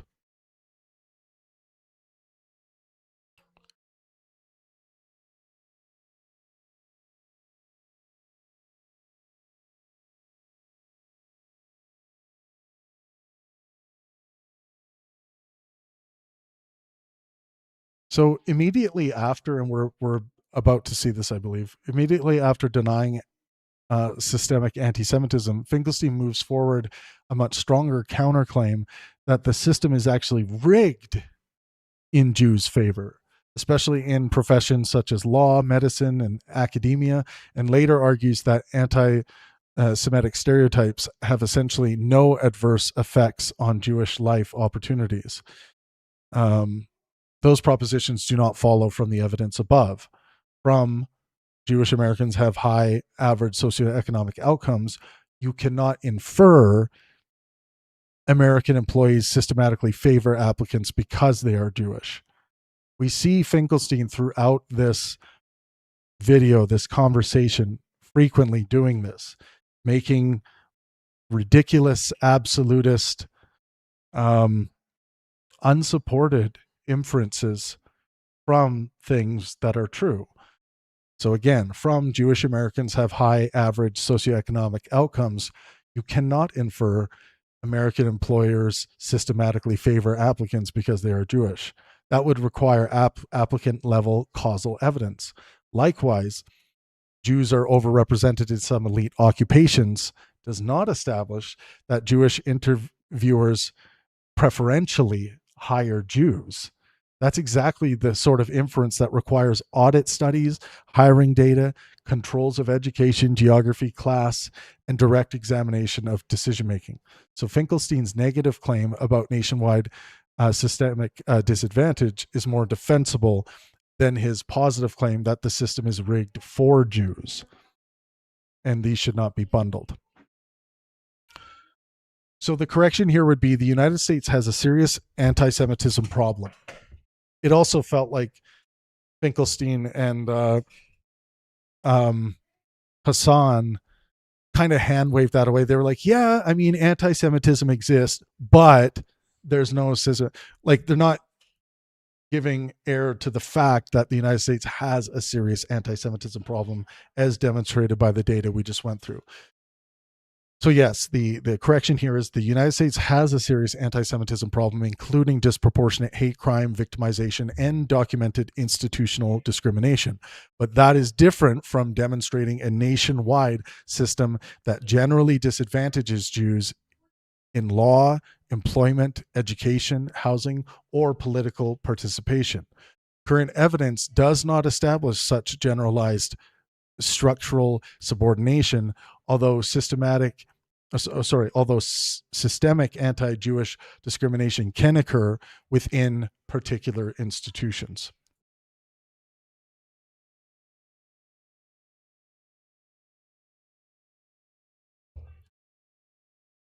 Okay. How's everyone doing? Hanging in there? Make sure you smash that like button when you get in the room. Welcome back.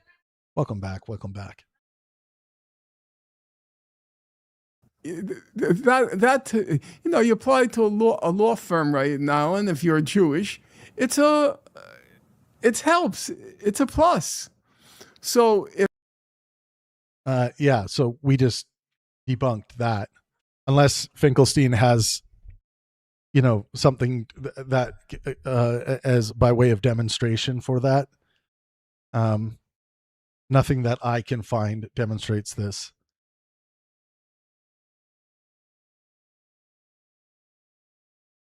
I mean, this in and of itself could be considered a racist belief, right?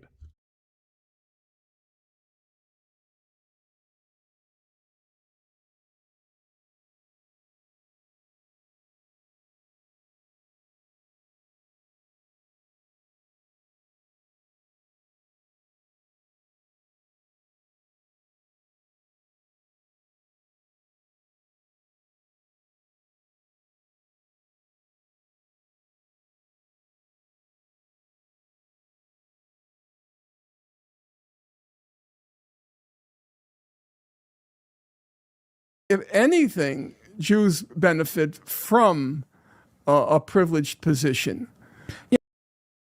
Yeah, and or housing.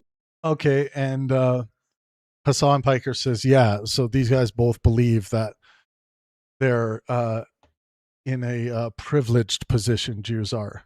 And I'm wondering how they're going to demonstrate this, what seems to be a conspiracy theory and perhaps a little bit of racism. So if Finkelstein is asserting that Jewish identity itself generally gives applicants an advantage to getting law jobs because Jewish gatekeepers favor Jews without adequate evidence, that is reasonably describable as an anti-Semitic ethnic stereotype. So racist is understandably understandable colloquially, but quote anti-Semitic or ethnically prejudicial is more precise because Jewish identity is ethno-religious rather than simply a racial category.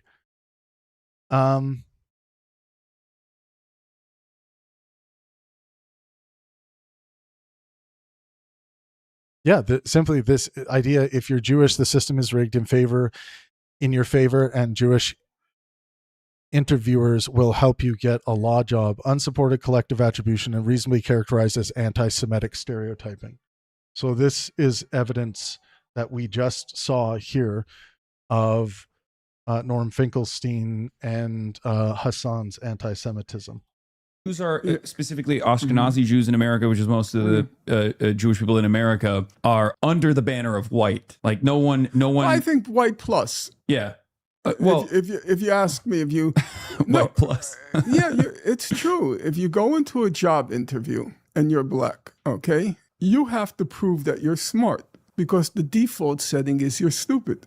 If you're Jewish, You're sounding kind of woke here. no. Well, I think that part is true.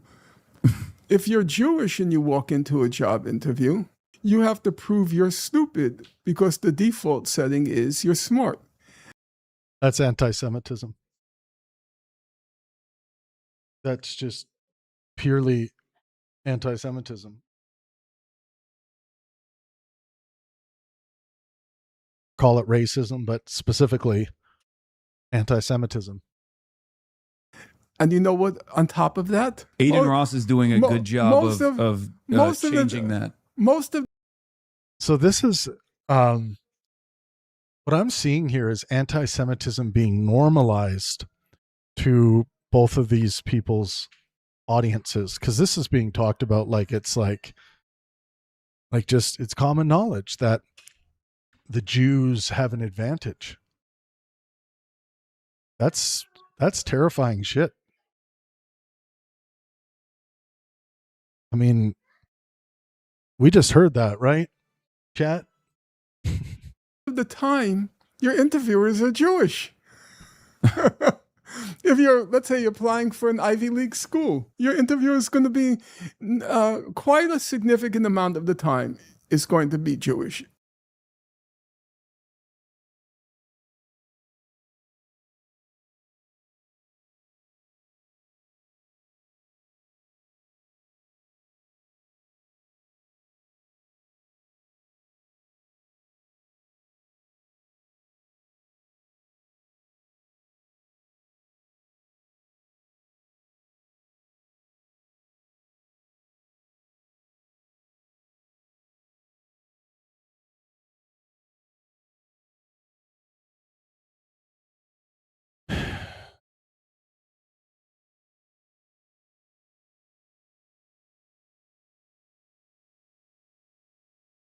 Yeah, just to state this again, like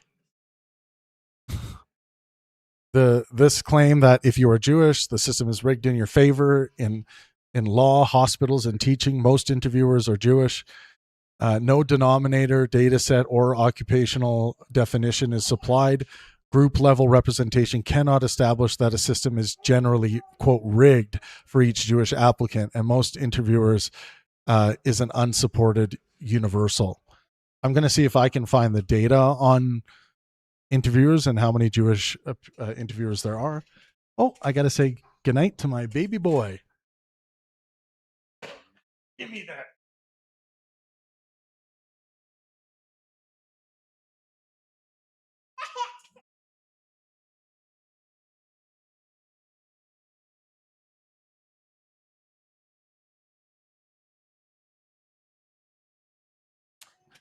No data set is supplied showing that the system is generally rigged for every Jewish applicant in law, medicine, or teaching, or that most interviewers are Jewish. So, like, let's see.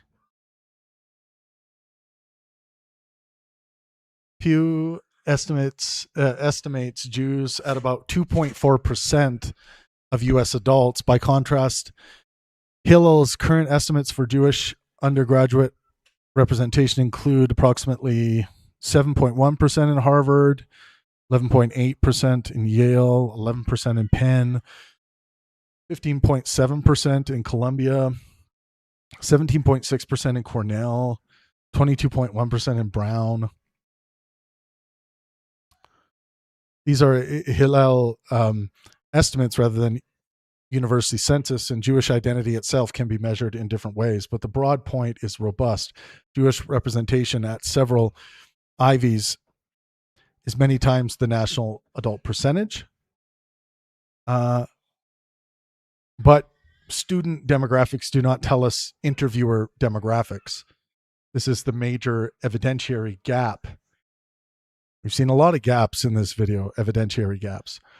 Harvard says its undergraduate interviews are conducted by alumni volunteers, and that nearly 10,000 alumni volunteers participate. Applicants are matched partly according to alumni availability in their geographical area. Yale likewise says interviews are performed by local alumni volunteers, or in some cases, current Yale seniors. Dartmouth uses volunteer alumni admissions ambassadors, but none of those official sources provides the interviewer's religious ethnic composition. That means we cannot validly do 17% of Cornell students are Jewish, therefore 17% of Cornell interviewers are Jewish. Interviewers are drawn from older alumni cohorts, are self-selected volunteers, and are geographically distributed. Each of those could move the Jewish percentage upward or downward. In fact, geography could matter a lot. A Harvard applicant in metropolitan New York might encounter a very different alumni pool from an applicant in rural Alabama, because Harvard explicitly organizes interviewers geographically. So there probably isn't even one meaningful universal probability. There's also a problem with, quote, an Ivy League school as a single category. Not every Ivy League currently operates the same kind of alumni interview system. For example, Columbia discontinued its alumni admissions interview program beginning with the 2023-2024 admissions cycle. Brown University offers applicants a self-recorded video introduction rather than the traditional alumni interview system.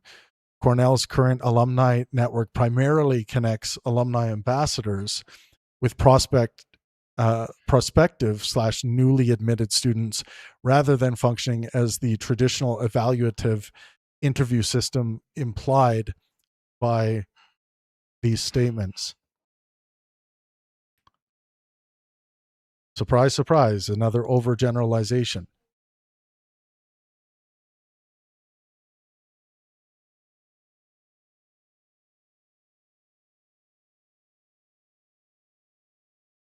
So even more importantly, this does not establish Finkelstein's next inference. Suppose we somehow discover that 20% of Ivy interviewers were Jewish. That would establish only that Jewish alumni are substantially represented among interviewers. It would tell us nothing by itself about whether Jewish applicants receive preferential treatment. To establish Finkelstein's broader argument, you need evidence such as applicant Jewish status times interviewer Jewish status leads to admission interview score controlling for applicant qualifications and other relevant characteristics. Without that, the inference is Jewish interviewer plus Jewish applicant equals Jewish applicant receives an advantage. And that's just unsupported. This is where the ethnic stereotyping problem from our previous discussion becomes relevant. Saying, quote, many Ivy alumni happen to be Jewish is an ordinary demographic claim. Saying, therefore, being Jewish means the system is rigged in your favor because Jewish interviewers favor Jews is a much stronger causal allegation and overlaps with a traditional Jewish in-group nepotism stereotype unless supported by evidence. So this is anti-Semitism, folks. This is what it looks like in modern day.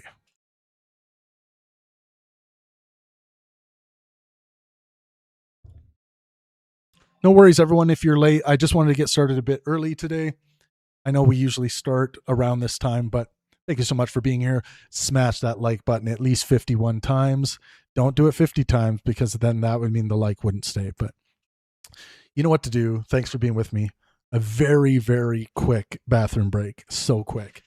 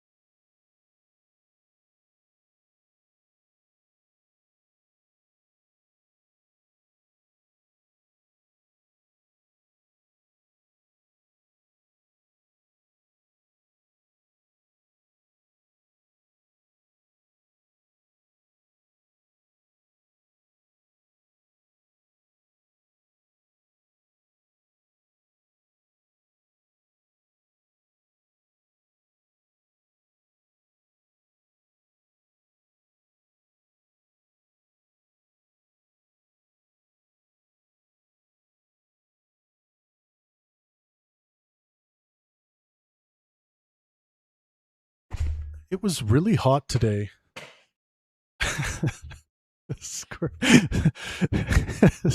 Squirrely, your best friend, says, why doesn't Travis just keep a piss bottle by his desk like a professional?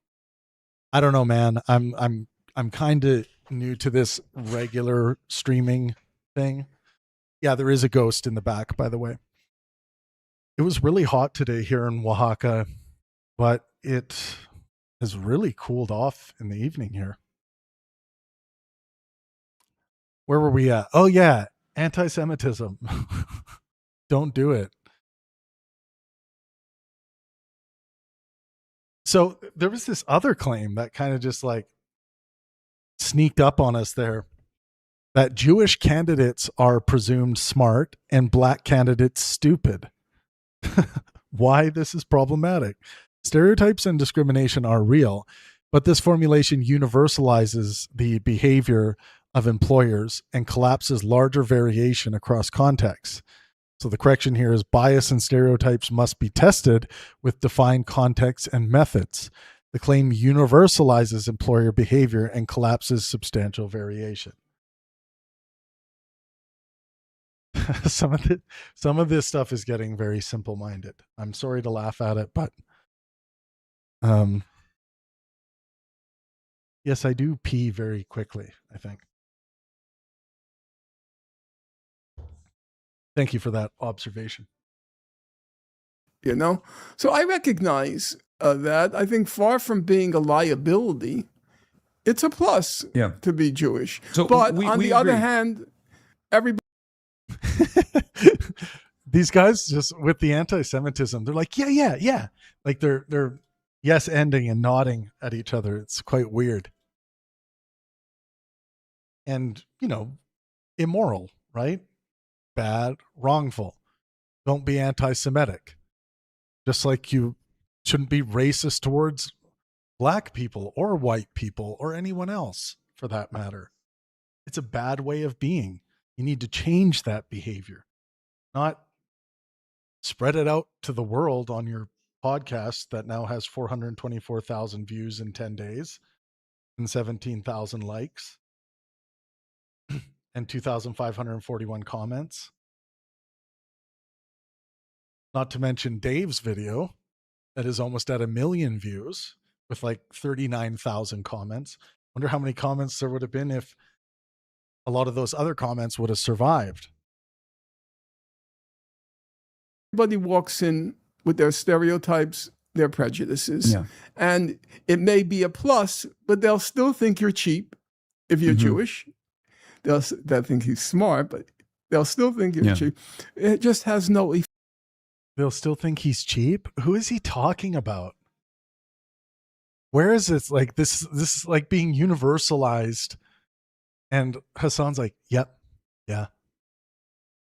What the fuck?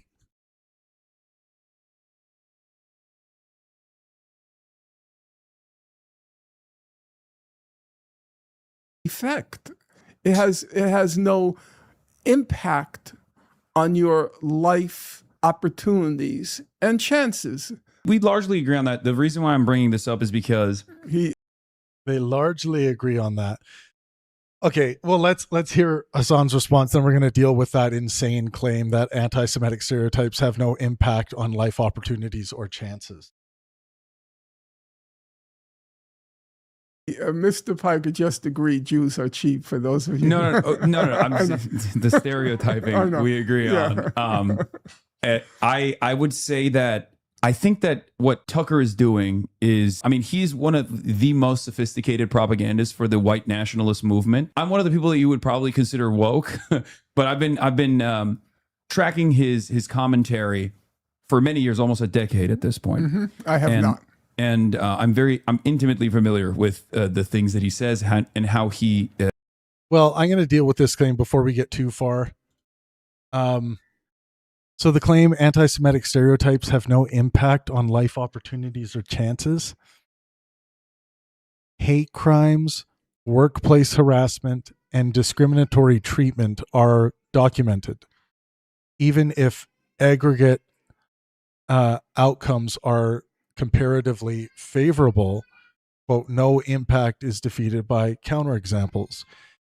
Anti-Semitic stereotypes, harassment, discrimination can and do affect employment, safety, and opportunity. The universal no impact is just blatantly false.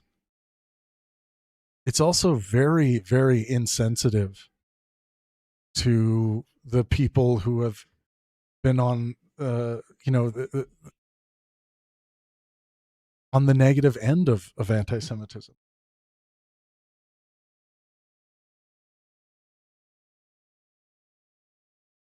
I'm going to get deeper information on that.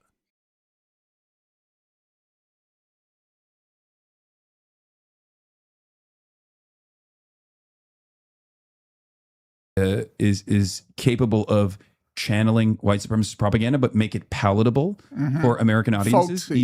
even mainstream audiences, as he did for years and years at Fox News. He became a very dangerous propagandist, and he's very good at what he does. One thing that I've always found very strange about American fascists is the fact that they actually demonstrate the exact ethnic chauvinism and tribalism that they oppose in Israel when they almost offer some of the most scathing, like Nick Fuentes. Are you familiar with Nick I Fuentes? know him, yes. Yes, he's a neo-Nazi. Self-avowed neo-Nazi. Well, it sometimes depends on the day of the week. Yeah, sometimes he runs away from the moniker, but and he's just let's be real. one of the guys. Yeah, his critique of the ethnic He's just one of the guys. Come on. chauvinism or Jewish supremacy is scathing because I Depends on the day of the week. That was rich. think he's very familiar with a worldview that he has, which is almost identical. So from my perspective, I see very little daylight. And this is what really frustrates the likes of Jonathan Greenblatt. He is my Alan Dershowitz, if you will, my primary opposition. What is frustrating to me about that is that Jonathan Greenblatt has the exact same odious worldview of supremacy, of extermination, and a defense of extermination. Right, but he wants to defend the rights of Jews here because here he's a minority. And in Israel, So this isn't a kind thing to say, but someone did mention like the size of Norm Finkelstein's head. He does have a strikingly small head. It looks like that. You can fact check me on that. Has anyone measured it? wants a Jewish supremacist state. Yeah. Now, the thing with people like Tucker Carlson, exactly what you just said. But I think They criticize Israel for its Jewish supremacy, but they want a white supremacist state here. yes, they want to do Israel, but for white people. Richard Spencer, another neo-Nazi, once openly admitted this. He said, like, I like Tucker Carlson wants white supremacy.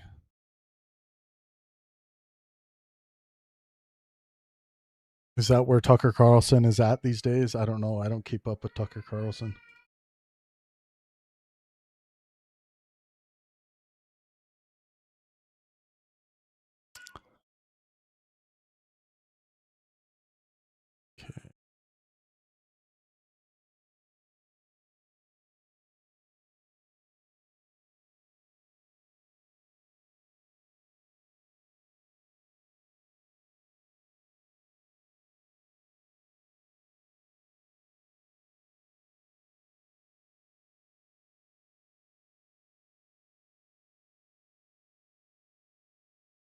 Sorry, 1 second, folks.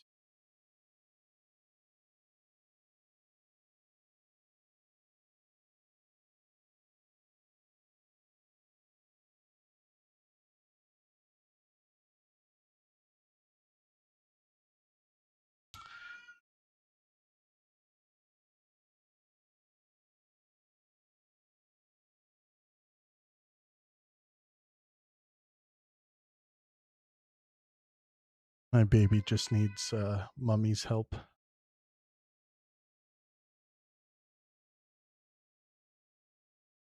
Like Israel. I don't like Jews. I like Israel. Yeah. I want the American Christian whites to have an Israel here in the United States. So I just wanted to read this part.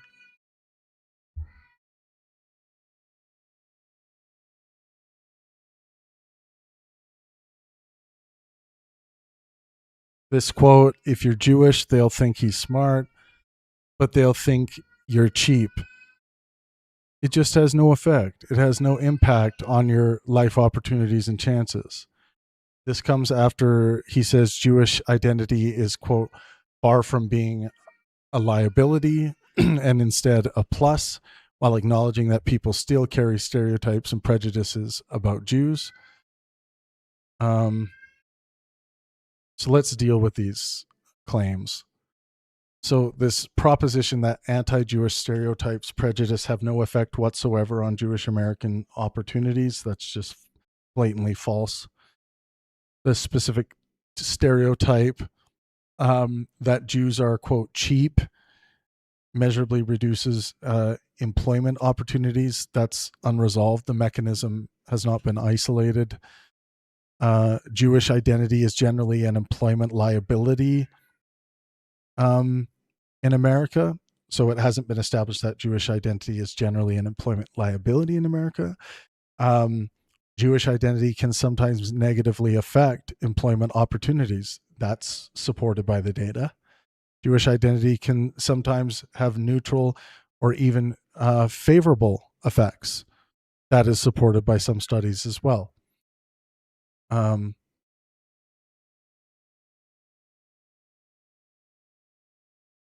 So a 2024 randomized hiring experiment, economist Brian Tomlin conducted a pre-registered field experiment involving 3,000 job inquiries across the United States between May and October 2024. It was independently conducted by independently conducted but sponsored by the ADL, which should be disclosed. Employers received applications randomly assigned to 3 profiles: Western European signaling, Jewish signaling, or Israeli signaling. The applications had otherwise equivalent qualifications. After exclusions, the analysis contained 2,911 observations. The result directly contradicts a categorical, quote, no impact claim. Relative to the Western European control, the Jewish treatment received a 3.4 percentage point lower positive response rate. The author calculates that the Jewish signaling applicant would have had to send 24.2% more inquiries to obtain the same number of positive responses. The Israeli signaling treatment performed even worse, although Israeli and Jewish identity should not be conflated.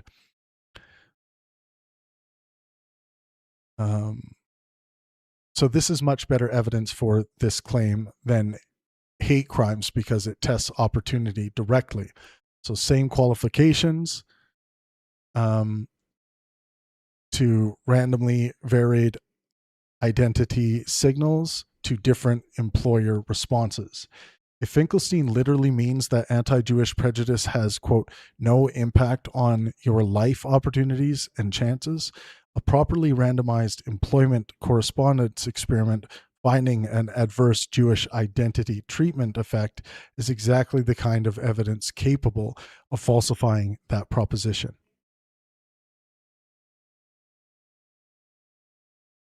We shouldn't overstate the study in the opposite direction, of course. First, every posting involved administrative assistant jobs advertised on Craigslist. The author explicitly warns that generalizability to other labor markets is unknown. It therefore cannot establish that Jewish applicants are disadvantaged in law firms, medicine, universities, finance, or employment generally. Second, and this is particularly important for Finkelstein's exact statement, the experiment did not manipulate only the surname, quote, Cohen. The treatment used a bundle of Jewish identity signals, the applicant's name plus differences in literary specialization, prior restaurant, youth sports, volunteering, and second language. Consequently, the causal result is properly interpreted as Jewish signaling profile leads to lower employer response.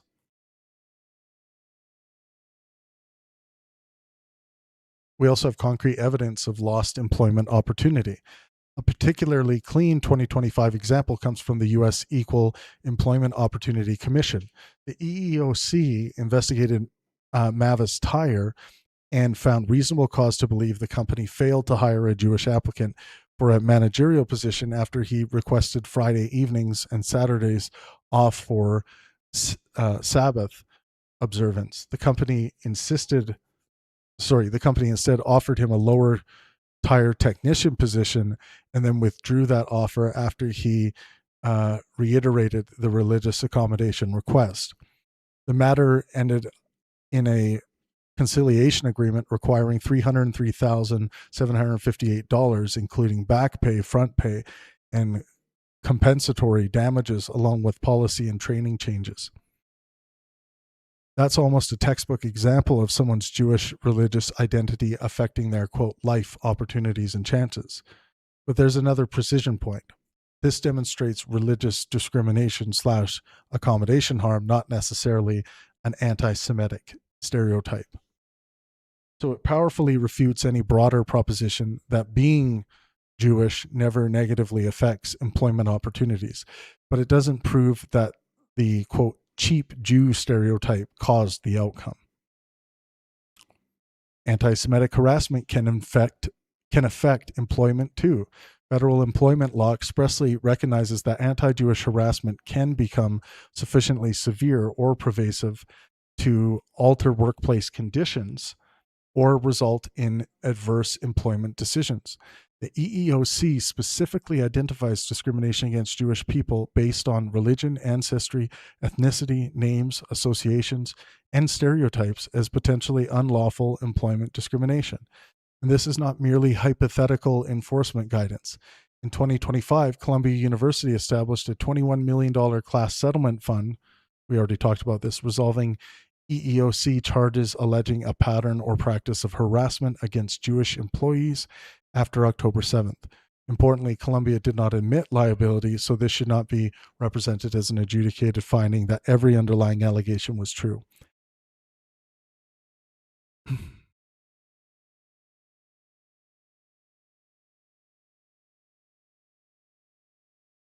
So,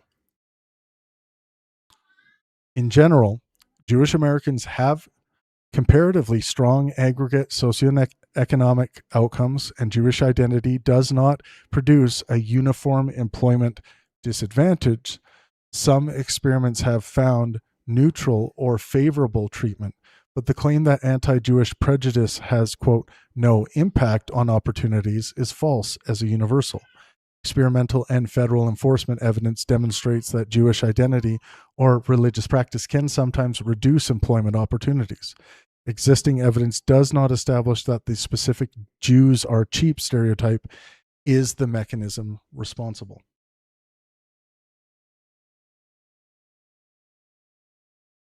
United States of America. So there's not a lot of daylight between their framework, which I find very odd. I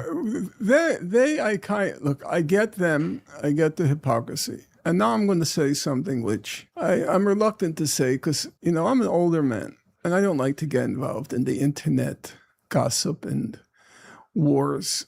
It doesn't interest me. I'm a reader, and You don't even have a cell phone. And I own a cell phone. I've never even used, believe it or not, I've never even used an ATM. And now I'm told ATMs are obsolete, but I never even used it when it existed. I never learned to drive. I never had a driver's license, nothing. I thought the end of the 19th century was a great time, and I tried to, as best as I can, stick to the protocols of that era. In any event, I'm listening to Glenn Greenwald, and he says, my friend Tucker, he's such a unique person because he always admits when he makes mistakes. And why can't we have other people like my friend Tucker, who I happen to have a close relationship with? And he says, what's his example?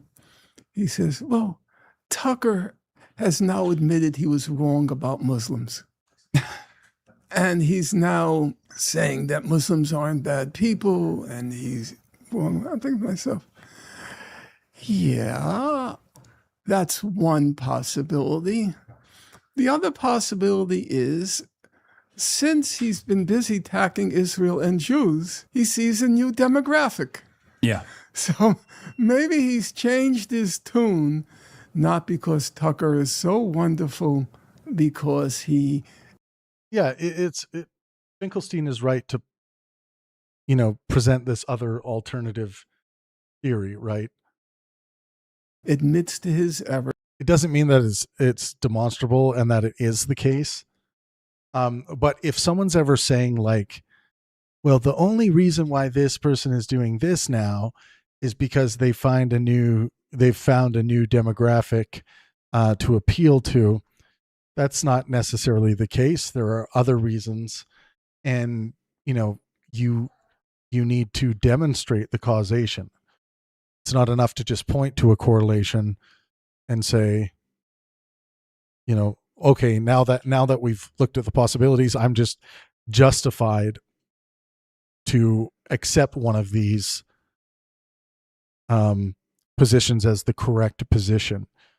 You still have to do the epistemically sound thing and draw those causal lines, seek evidence for the causation.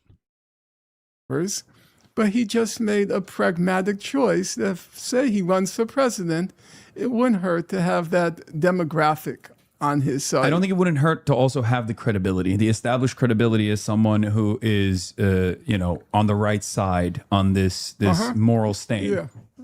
Yeah. Especially because for one reason or another, I think Democrats are still, at least politicians are still very reluctant to speak with clear terms, with absolute conviction on these issues. Sorry, Kai is here. I don't know how you feel about dogs. She's very friendly. I'm perplexed. Yeah, she's a little lady. She's tiny. She thinks she's tiny. Well, I'm glad she's not in the apartment above mine in my building. Yeah, she'd be stomping around. Well, no, she wouldn't. It would be me or her.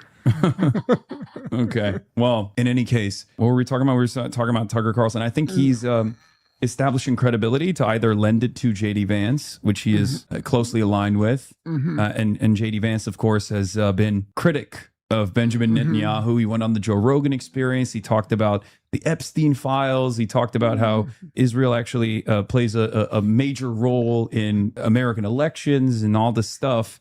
And then a week later, he was smiling next to Benjamin Netanyahu in the White House. So not exactly certain as to how critical he is of the American-Israeli relationship. But I do think that, yes, these guys are very cynical, and this will be a valuable tool to galvanize the masses in a manner not dissimilar. I believe it will, assuming that there isn't a crash. But if there's not a crash, it will be a marginal. It's like what they described Hitler's anti-Semitism was an add-on. It appealed to a certain pretty marginal, but a portion of the electorate, and it helped. The problem is if there's that crash and you're looking for a scapegoat, and I have said it many times, and I'm not afraid to say that, I believe the Jews brought it on themselves.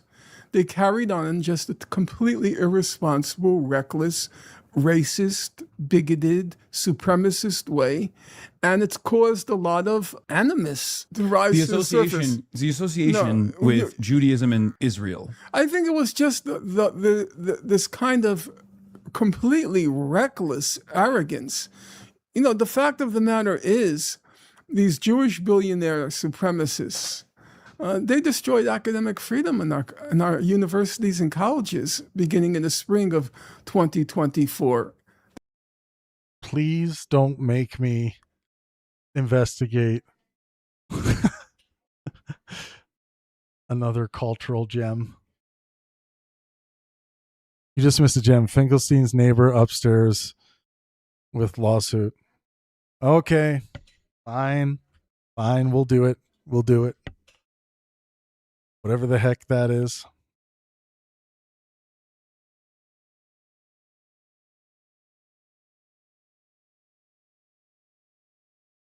We will investigate this. We will give it some time. Someone says you must. Oh man, the internet.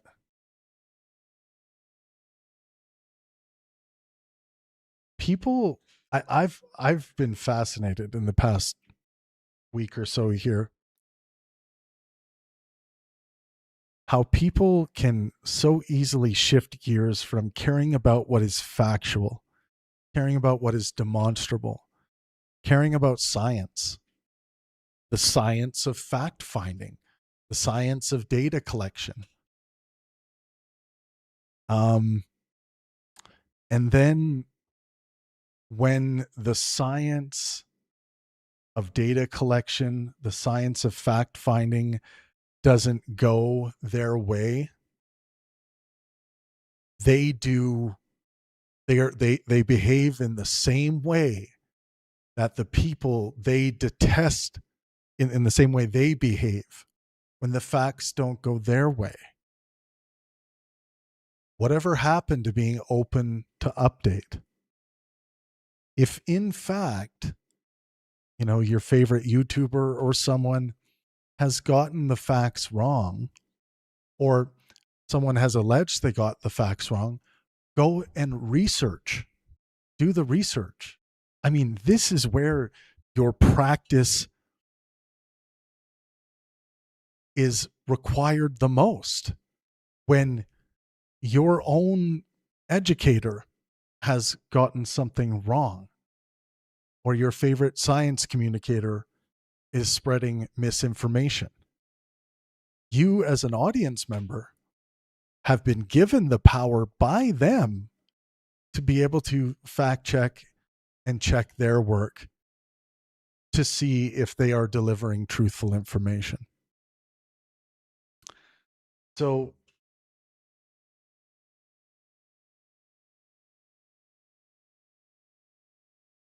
and then the bad guy becomes the guy like me who's just sitting down running a fact check, seeing where errors have been made on different things relating to political issues and claims about individuals and their potential malpractice or crimes. All of a sudden, the person exposing the errors, which I think peer review, the essence of peer review is all about this. We should want our peers reviewing our work. Just like anything I've ever done, I am open to update with regards to what my peers have to say about it. So yeah, it's been quite a shocking atmosphere in the past couple weeks, watching what's been unfolding with regards to the fact checking I'm doing and the anger around that. There are some people very angry with the fact that I am fact checking claims about Israel, Palestine issues. And that's troubling that there are people that are angry about that. You shouldn't be angry at the facts. If in fact you think I've made an error, post that. Let's do that. Let's get it right. But that's not where the anger seems to be coming from. When people are asked to provide, an example of where my fact checking has been incorrect, they either refuse to do that or continue to say, I'm an Israeli shill. But if they watched my work, for example, the 18 hours I did fact checking Dave Farina's recent video titled Destiny Loves Genocide, I wasn't just fact checking him. I was fact checking everything in the video, including the things he called Destiny out for, with, some legitimate misinformation that Destiny has to own as well. One thing being this thing Destiny thought was like a setup to make content to win sympathy from the West for the Palestinian cause, where this individual got shot and lost his life. And that was just a conspiracy theory that was believed by Destiny. And when I watched his reaction to Dave's video, he still believes that conspiracy theory. But the evidence is quite clear that this is actually probably going to be tried at the International Court of Justice as an actual war crime. But yeah, that remains to be seen. But yeah, it based on the evidence, it wasn't this fabricated thing where the person wanted to get shot and so they could film it and use that against Israel to garner support for their cause.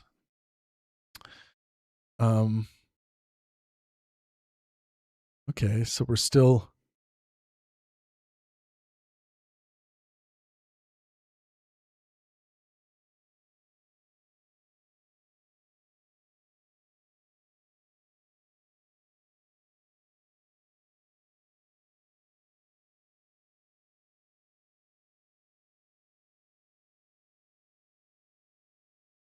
side.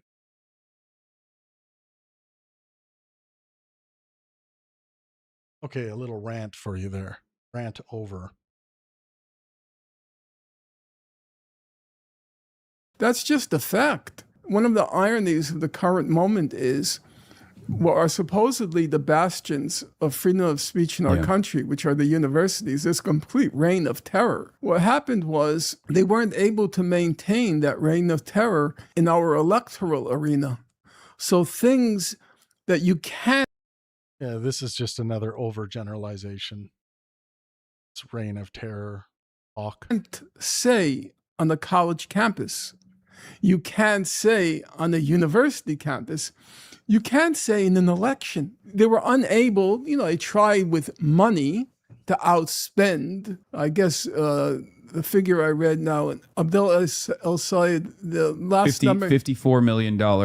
Specifically, AIPAC has spent, AIPAC and AIPAC subsidiaries... But he said the ratio was 12-1, I believe. It's even higher in certain areas, Okay. So they tried to outspend, but they were not able to silence the campaigns, the various primary campaigns, which are very harsh on Israel. They were not silenced. In the case of the universities, they threatened to withhold alumni contributions unless the encampments were crushed and all criticism of Israel was crushed. In that case, the money weapon worked. You couldn't say a word.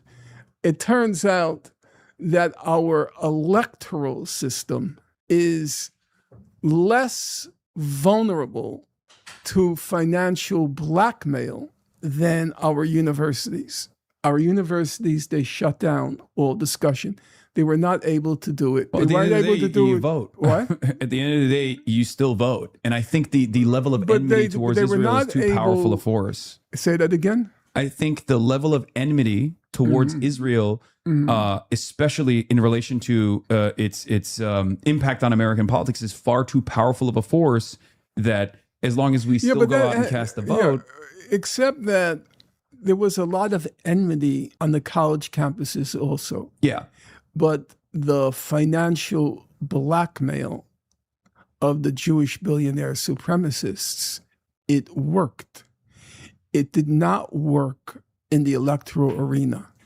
I would also Don't you think want to there's add also a financial component there, though? Yeah, there as far was a as financial. not just direct In alumni the- donations. I'm talking about the entanglements that maybe even a campus like Columbia has directly with Israeli real estate developers, for example. So this idea that the Jewish billionaire supremacists destroyed academic freedom beginning in 2024, donor pressure, congressional pressure, doxing, and disciplinary actions. I think we're still getting into this, by the way. Just let's let it run a little more here. that is Like they have a campus in Israel. What you're saying is obviously true. I, however, believe we have to disaggregate. That wasn't the real issue that came up. The divestment, the BDS, Yeah. it wasn't the main issue. For the Jewish billionaire supremacist class, the issue was those encampments had captured public attention and it wouldn't go away. Yeah. You remember, they just kept spreading and spreading and spreading, and then they were spreading in Europe and elsewhere. Yeah. So they wanted to stop that because it was a problem for Israel. It meant if they were spreading, then talk about Gaza was not disappearing. It was growing. So that I think was the issue. For me, the interesting fact was they were able to succeed with their blackmail to crush the dissent, but they were not able to crush the candidacies. They tried, Mamdani was 30-1. They're still the trying. spending. It was either 30 or 40 million to 1 million. But the blackmail did not succeed. I'll tell you, I live in an old Jewish neighborhood. And I remember when the Mamdani primary, I had, believe it or not.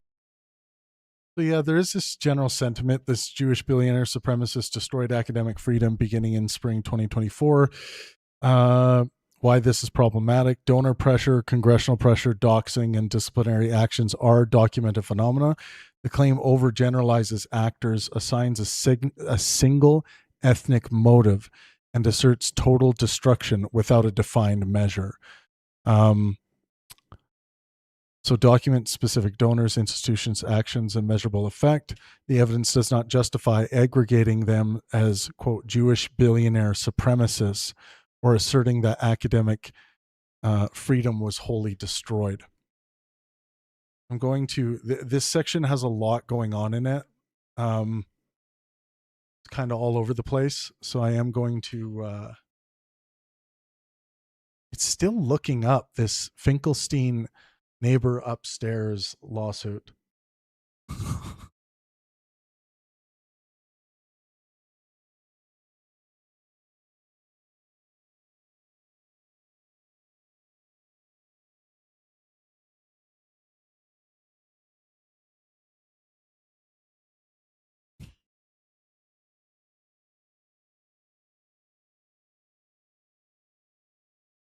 No, not Jason.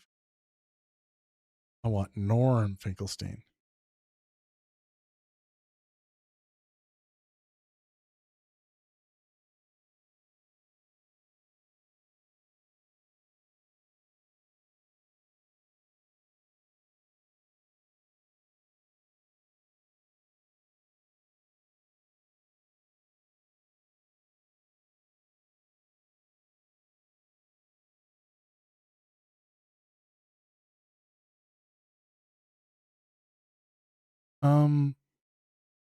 Yeah, I'm not seeing anything regarding a lawsuit relating to Norm Finkelstein.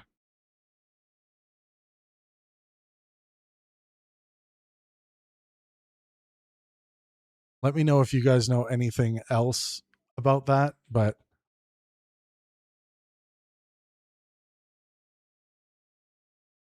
Carol, maybe we got something here.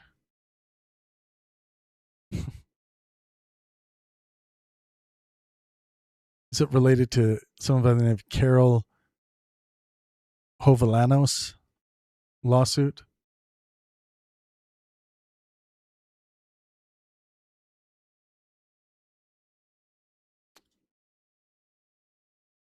Anyways, this is taking a minute.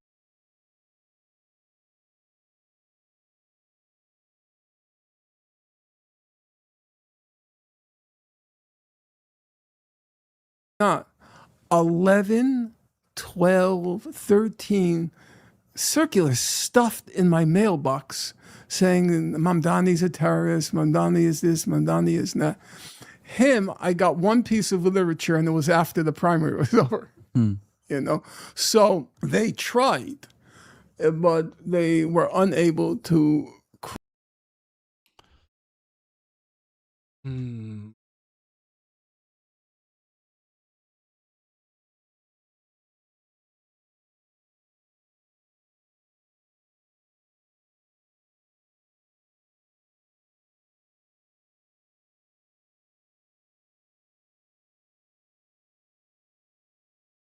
I should have never looked at this lawsuit. It's having a hard time finding anything about this. Oh.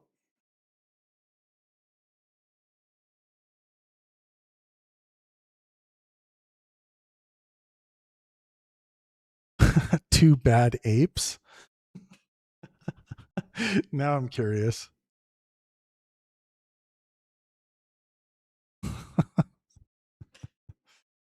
Man.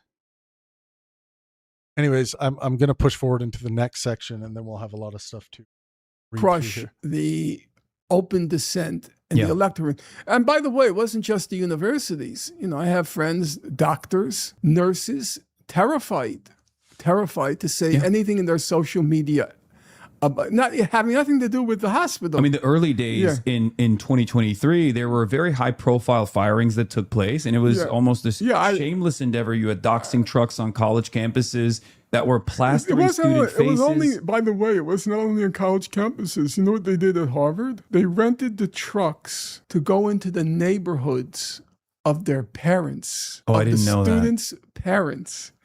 Like 300. It's one of the most insane things that I had to say to myself, I've never seen anything like it. I had to say to myself, you know, my parents didn't disagree with my politics. The apple didn't fall far from the trees. But if one of those trucks came in front of their house, my parents would have killed me. They would have killed me. Yeah. So they were really so ruthless. And that brings us back to, we're now full circle. A lot of the resentment towards Jews, it has a rational foundation. It leans into the pre-existing trope.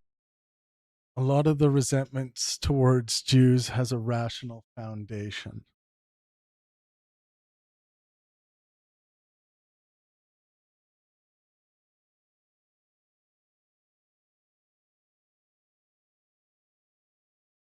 Wow. Create a new branch here.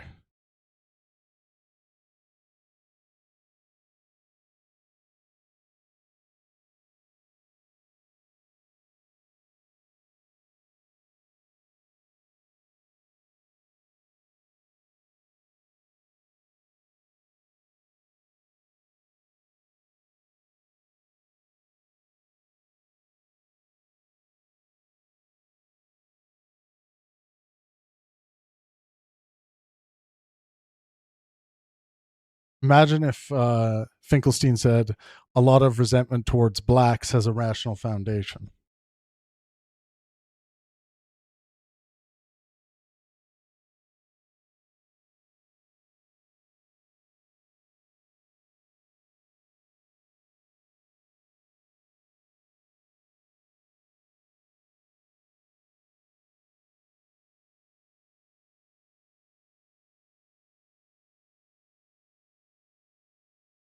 Yeah, so when we're talking about whether there is a rationale to something, like, yeah, we can find a rationale to many evil things. But when we start saying a lot of resentment toward Jews has a rational foundation, it's teasing at this idea of excusing away and making it more reasonable why someone would have resentment towards Jews. In general, towards Jews. That's insanity.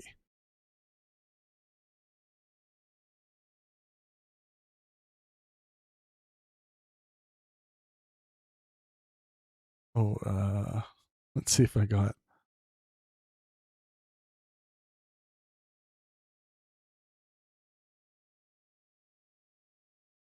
Did I lose my other tab? No, I didn't. Okay, wait a second here. Did we get something on the... Okay, here we go. The New York court case and the primary records are unusually revealing. This is completely separate from the Hasan Finkelstein transcript that we are adjudicating here. The case was Norman Finkelstein versus Carol Hovalanos and Robert Hovalanos, New York Supreme Court, Kings County, index number 511764-2017. Finkelstein filed the suit on June 14th, 2017. The neighbors answered with counterclaims on July 28th, 2017, and the litigation ended in a mutual settlement in April 2018. The docket contains no merits trial or judgment deciding whose factual account was true. Court-filed exhibits attributed to Finkelstein contain repeated demands that the upstairs neighbors move,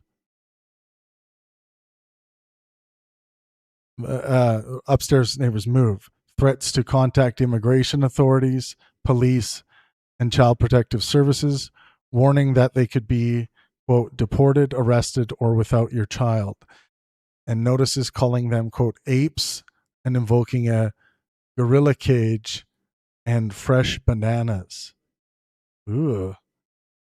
But several more dramatic allegations remain unproven, especially the allegation that Finkelstein actually brandished a knife/gun, that he damaged their door, and that his accusation that the neighbor had committed Medicare fraud were true. The case settled without adjudicating those disputes. Finkelstein said he had lived at apartment 3A at 2245 Ocean Parkway in Brooklyn for about 22 years and claimed to have had excellent relationships with prior tenants. The Hovalanos family lived in 4A directly above him. Finkelstein's complaint portrays the conflict as beginning after they arrived and repeatedly created intolerable noise. The neighbors gave essentially the inverse account. They acknowledged that he complained about noise, but claimed they tried to minimize it and suggested some sound could have originated in the apartment above them. They alleged that the 2015 Finkelstein began a campaign intended to force them out. Those allegations were never adjudicated, so they cannot simply be repeated as established fact. What makes the case unusual is that the neighbors attached copies of the notices they attributed to Finkelstein. The, quote, gorilla, apes, bananas notices are real court-filed exhibits. One exhibit contains, if I don't sleep, you don't sleep. It then tells the recipient that if they cannot control themselves, they can rent a, quote, gorilla cage in the Bronx Zoo. Adding the fresh bananas would be supplied. Another says, starting at 3:30 a.m., you will not be sleeping tonight. A third states, too bad, apes. What the fuck? I'm not saying that this legitimate. This was not professionally adjudicated as far as I can tell. So I'm not attributing these things to Norm Finkelstein. Followed by, "You're not sleeping tonight." just, it's just funny to imagine in his voice, "Too bad, apes. You're not sleeping tonight." The neighbor's answer specifically attributes all three notices to Finkelstein and identifies them as exhibits D, E, and F. How confident can we be that Finkelstein wrote them? It's strong evidence, but not a judicial finding. These documents were filed in court by the defendants as evidence and were expressly attributed to Finkelstein.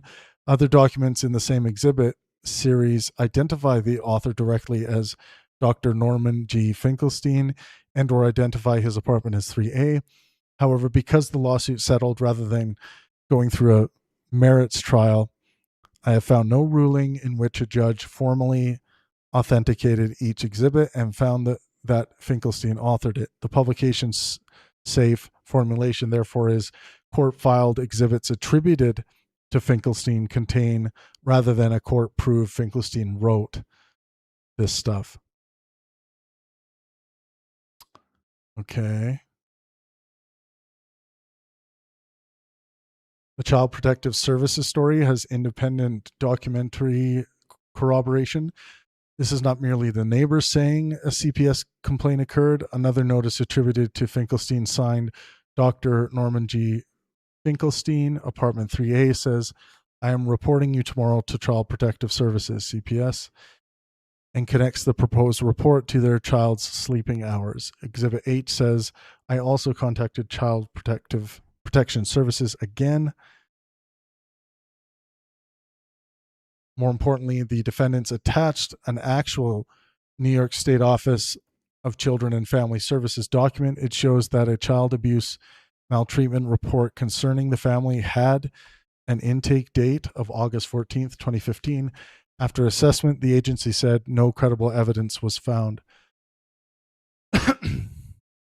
Okay. There is remarkably strong evidence for the threat to get their child taken away, but we should distinguish threat from actual ability or ultimate intent.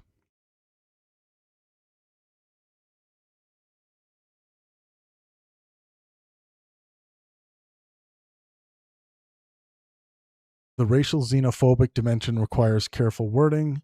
The documentary record contains this combination: gorilla cage, fresh bananas, apes, animals, repeated references to immigrants, papers, and possible deportation. The neighbors themselves alleged in their counterclaim the accusations concerning immigration status coupled with calling them, quote, animals and, quote, apes constitutes prejudice and malice. However, the court never adjudicated that Finkelstein was motivated by racial prejudice. So we should not write, "The court found Finkelstein guilty of racist harassment." That would be false.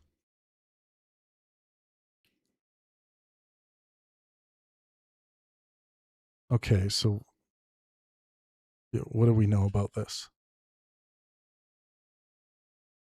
The most significant discovery here is that this is not merely internet gossip based on someone's recollection of Finkelstein behaving badly. This is an actual court docket and an extensive set of contemporaneous looking documents filed in the case.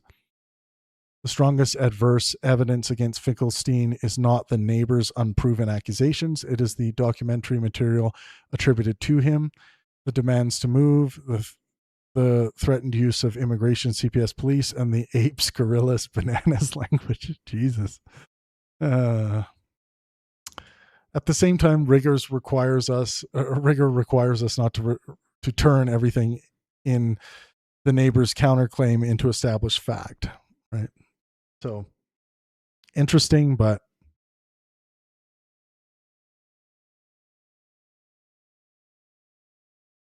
sounds like they settled it.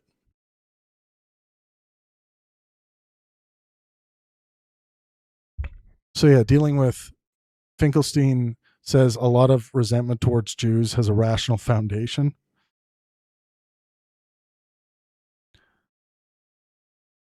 He then develops the argument, what if a lot of the resentment is rational? And later, what if Jews are carrying on using their considerable financial power to do so? If you resent Jews for that, is it anti-Semitism? He answers, but it's rational. He subsequently says, if you resent the power that Jews use, is it anti-Semitism? I can't see that it is, and concludes with a formulation about an ethnic group using financial and political clout to advance what he calls a Jewish supremacist agenda. The attribution to Norman Finkelstein is high confidence from the conversational continuity. So there are 4 different propositions hidden inside his argument, and they have different verdicts. Can real conduct by particular Jewish or pro-Israel individuals rationally cause anger? Yes. That one's easy. Does that make resentment towards Jews rational? No, not from those facts. This is the central evidentiary failure. The argument moves from some identifiable Jewish people or Jewish pro-Israel organizations did X to therefore resentment towards Jews has a rational foundation. This is collective attribution. Jewish identity does not establish participation in, approval of, or responsibility for those activities. The same reasoning would fail with virtually any other ethnic group or religious group. The existence of Muslim perpetrators of terrorism would not establish rational grounds for resentment of Muslims. Crimes committed by particular Black, Christian, Arab, white, Hindu, or immigrant individuals would not establish rational grounds for resentment of that entire category. Experimental psychological research on precisely this general phenomena finds that collective blame of a whole category for actions by particular members is associated with greater prejudice, dehumanization, and support for punitive policies against the broader group. Yikes.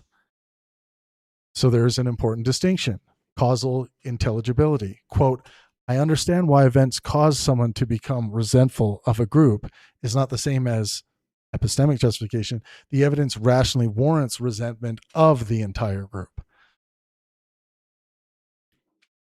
His anti-Semitism definition argument is demonstrably false. This is where Finkelstein moves from questionable philosophy into a straightforwardly fact-checkable error. He says in substance that definitions of anti-Semitism, quote, always incorporate irrationality, and therefore asks whether resentment can still be anti-Semitic if it is supposedly rational. That universal claim is false. Merriam-Webster currently defines anti-Semitism as hostility toward or discrimination against Jews as a religious, ethnic, or racial group. Irrationality is not a necessary component. Cambridge defines it in terms of hatred directed toward Jews or unfair treatment because a person is Jewish. Again, no irrationality requirement. Oxford reference describes anti-Semitism in terms of hostility and discrimination against Jewish people. Again, no requirement that the hostility first be shown to be irrational. More importantly, the specialist definitions contradict Finkelstein's reasoning even more directly. Jerusalem Declaration. The Jerusalem Declaration is particularly useful because it was constructed partly by scholars concerned that definitions of anti-Semitism should not suppress legitimate criticism of Israel. It defines anti-Semitism as discrimination, prejudice, hostility, or violence against Jews as Jews. It explicitly says that criticism of Israel, opposition to Zionism, and advocacy for Palestinian rights are not inherently anti-Semitic, but it also explicitly identifies holding Jews collectively responsible for Israel's conduct as anti-Semitic, and says sweeping negative generalizations about populations are racist. That almost directly answers Finkelstein's hypothetical. You can rationally resent Israel's government for Israeli government conduct. You cannot make the evidentiary jump. Israel did X, therefore Jews did X, therefore resentment of Jews is justified. That's insane.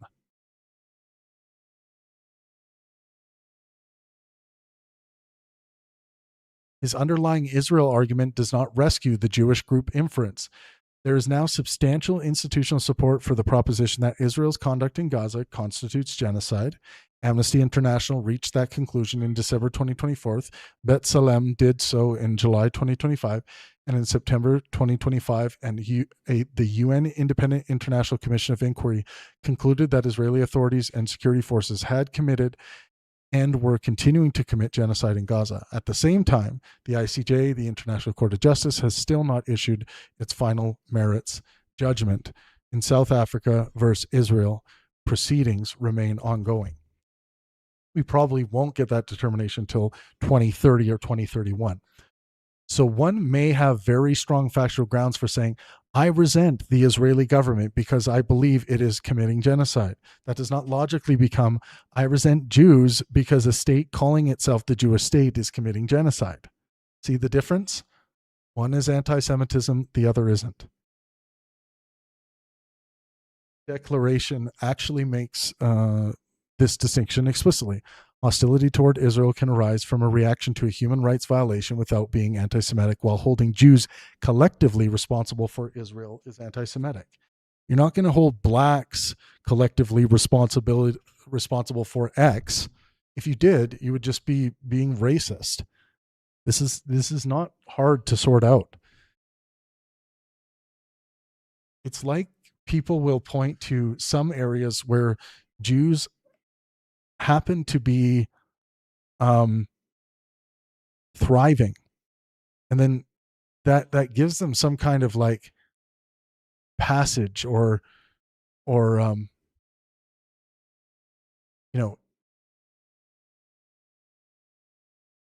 makes them feel something different about doing this group attribution to Jews as opposed to doing it to blacks or Hispanics or whites. Or it's just wrong.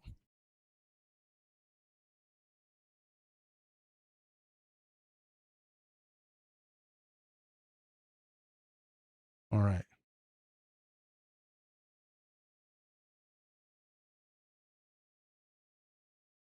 Someone says you have to read the letter he put on their door. I'm not going to read the letter because we don't know that he put it on their door, right? We don't know anything in this case, really. It hasn't been professionally adjudicated. We know the exhibits, but, so I'm not going to read it. I'm not going to attribute it to him.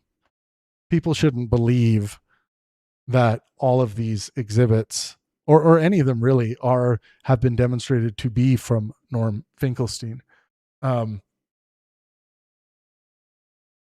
There's evidence, there's some additional evidence that he did in fact make the CPS allegation, contacted CPS about the child. But the evidence does matter. The facts do matter, and they haven't been professionally adjudicated. Hopes that harken back to an era where there were a lot of falsehoods. Like, it's the same concept as blood libel, which is a real instance of anti-Semitism, blaming Jews for poisoning the well. Israel targets children in Gaza. But then, yes, attributing that to something that we can visualize, something that we can see with our own two eyes, like Israel killing children in Gaza, is unbelievably harmful if you care about combating anti-Semitism. And it's not only harmful to combating anti-Semitism. See, the problem, in my view, is any definition you come across of anti-Semitism, if you were to open up a Webster's, if you were to open up an Oxford English Dictionary and OED definition, they always insert the word irrational, an irrational hatred of Jews. So we just debunked all of this, by the way. That's not always the case. We already went through this. Rational belief that Jews are this, the Jews are that. Here's the problem. What if a lot of the resentment is rational? What if a state calling itself the state of the Jewish people? What if your resentment at the genocide it's perpetrating, what if it's rational? What if Jews are the hatred towards the state can be rational. But it would be irrational for you to then look at the Jew sitting beside you in the coffee shop and feel resentment towards that Jew in the coffee shop. You don't know what their feelings are about what Israel is doing as a country, as a state. Is this so hard for Norm Finkelstein to get through his head?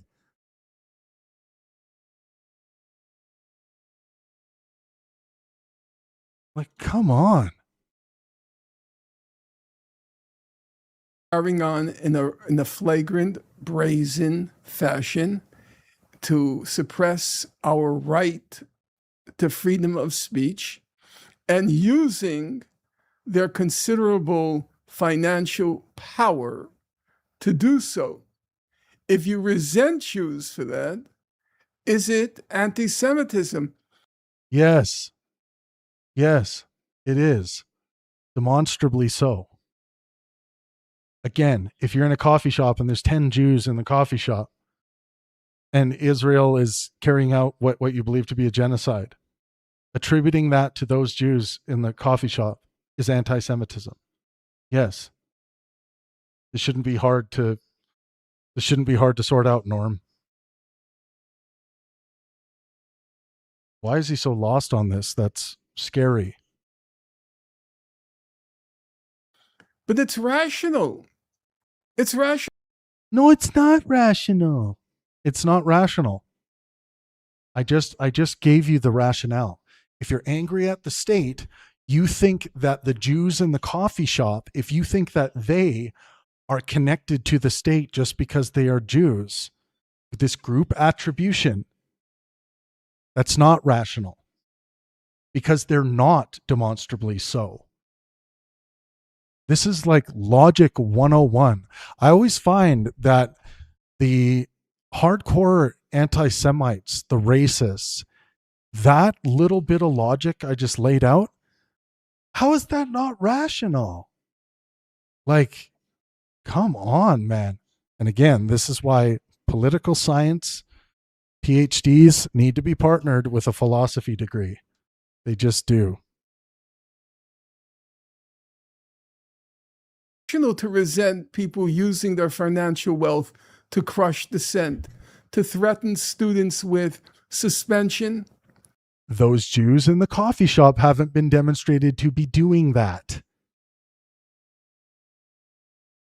To threaten them with expulsion. In some cases, to threaten them with deportation. In some cases, the students are being absconded with and sent into places God only knows where.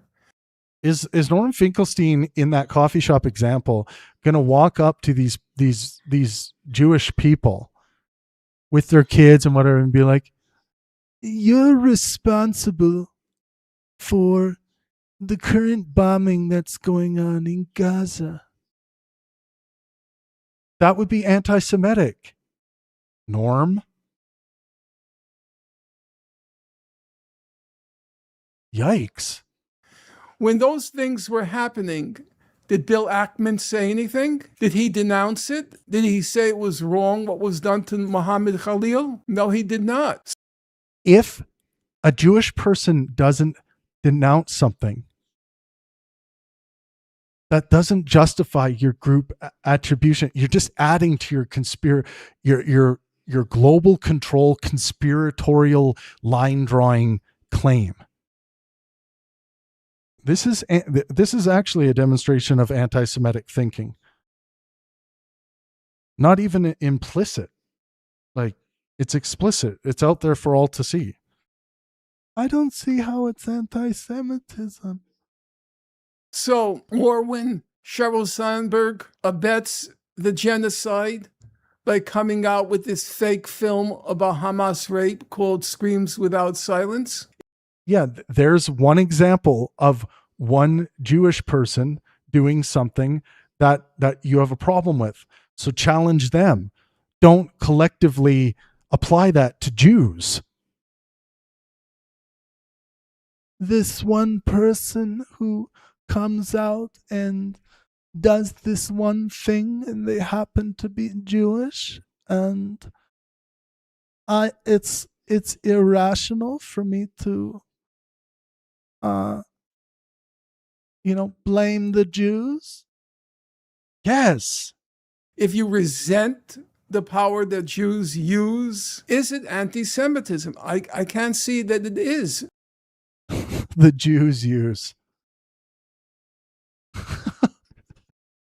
The Jews. That's what he's doing right now. Holy shit. I'm interested to see what Hasan says in response here, because this, for me, like, I'm not familiar with these guys. Some of you might be saying, like, yeah, Trav, where have you been? These guys have been around doing this. I'm just not. It's not on my radar of things I do as a philosopher, to be doing this kind of deep political analysis, or even listening to what these guys have to say. But this is shocking to hear. Has this become a normal way of talking about anti-Semitism and about displaying one's anti-Semitism and about Jews in general? Like, holy fudge.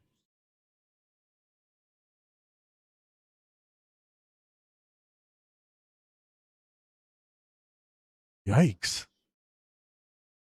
Because of the problem that every definition incorporates some notion that it's irrational. No, we've already debunked that, remember?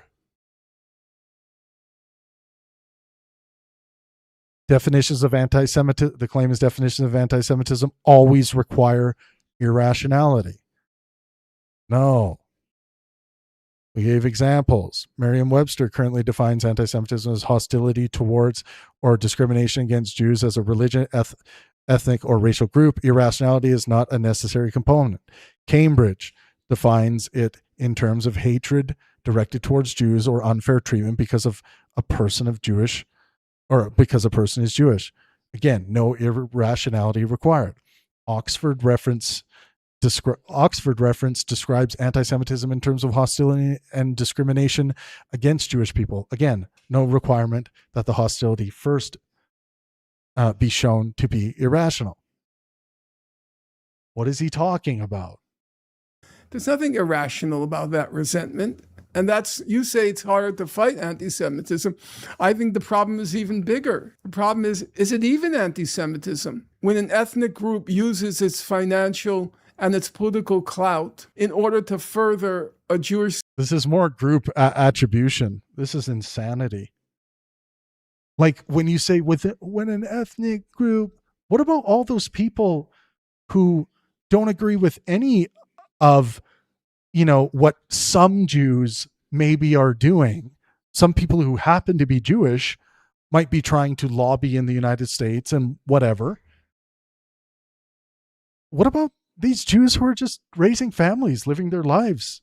Like, let's say in New York, where apparently Norm lives, like, and they don't want anything to do with what Israel's doing. No, by the reality of your Jewish ethnicity, you are to blame, because your people are the ones using your financial power. Like this is insane talk here. Deeply immoral and wrongful. Supremacist agenda. Is that anti-Semitism? I don't think it is. So here's where you and I differ on this issue. Okay, let's hear what Hasan has to say here. I am reminded, and I used to use this all the time, of the March 1919 speech that Lenin delivered on anti-Semitic pogroms. And I think this is something that you will agree with me on as well, which is that the socialist, communist, Marxist interpretation revolves around class struggle, and that the obvious scapegoat, the scapegoating of any kind of ethnic minority, in this circumstance being Jews, is a very commonly deployed trope, a commonly deployed tactic, and that no group of people are monolithic. And I think you also agree with me on that as well. And that my understanding... Well, no group... Hasan just said no group of people are monolithic, and I think you agree with that. Norm Finkelstein did not show any signs of agreeing with Hasan there, so we'll see if he says he does. And yeah, it'll be interesting to see. And Hasan is right that no ethnic group is monolithic. Always has been, or the way that I talk about these issues always is revolved around the notion that if organized Jewry was this monolithic force, in the way that many Jewish Zionist Americans in key positions of power try to present it as, utilizing the vague interpretation of Zionism, or even saying Israel's a Jewish state, Israel has to remain a Jewish state, Israel has demographic concerns. Why should we care about that? We don't care about that with any other country. As a matter of fact, when Nick Fuentes says we have demographic concerns, or when Tucker Carlson says we have demographic concerns here in America, we understand that as white supremacy. We understand that as white nationalism, and we find it abhorrent. Totally agree. So why is there this distinction? The way I approach this issue is... So there was a claim there that organized Jewry is presented as a monolithic force by Zionist Americans. Hasan explicitly argues that no group is monolithic and appears to reject the monolithic premise. The attribution boundary is important. The phrase should not be counted as Hasan endorsing Jewish monolithicity. Hasan appears to reject, not endorse, the idea that Jews are monolithic. The phrase must not be attributed to him as an adopted premise. Okay, yeah. Okay.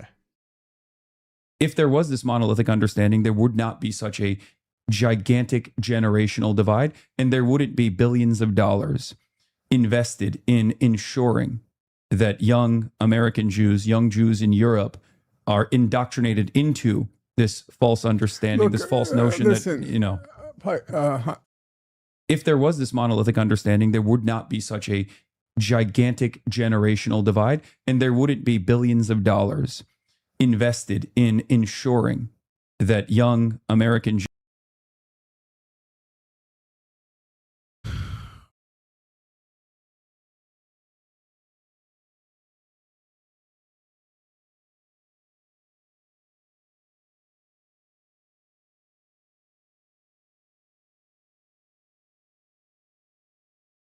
Jews, young Jews in Europe, demographic concerns, or when Tucker Carlson says we have demographic concerns here in America, we understand that as white supremacy. We understand that as white nationalism, and we find it abhorrent. Totally agree.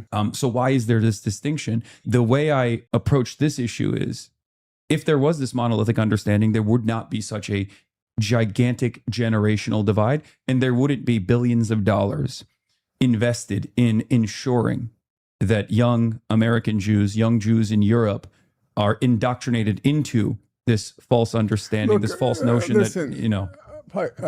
Hasan, Mr. Piker, of course what you're saying is true. Yeah. I have a credo. It's my own little credo. Never.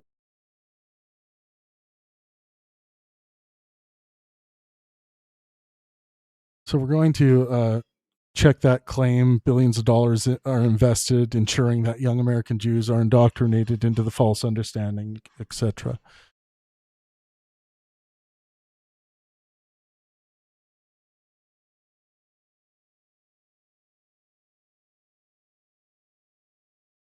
What up, everyone? Make sure you smash that like button when you get into the room. We're cooking along here. I think we're going to finish this tonight. Never quarrel with facts. What you're saying is true. Okay? And we have to start with that. Yeah.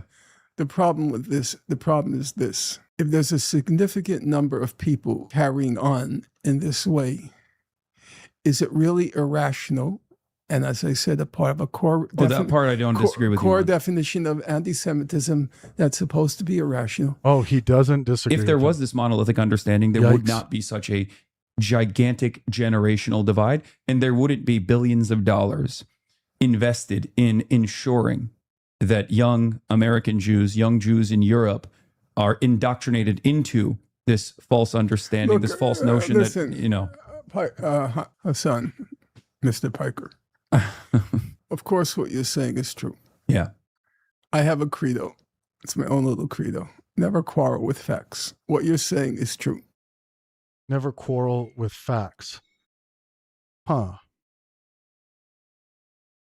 Norm Finkelstein has made a plethora of factual errors in this one discussion alone. Okay? And we have to start with that. Yeah. The problem is this. If there's a significant number of people carrying on in this way, is it really irrational? And as I said, a part of a core That part I don't disagree with you core on. definition of anti-Semitism that's supposed to be irrational.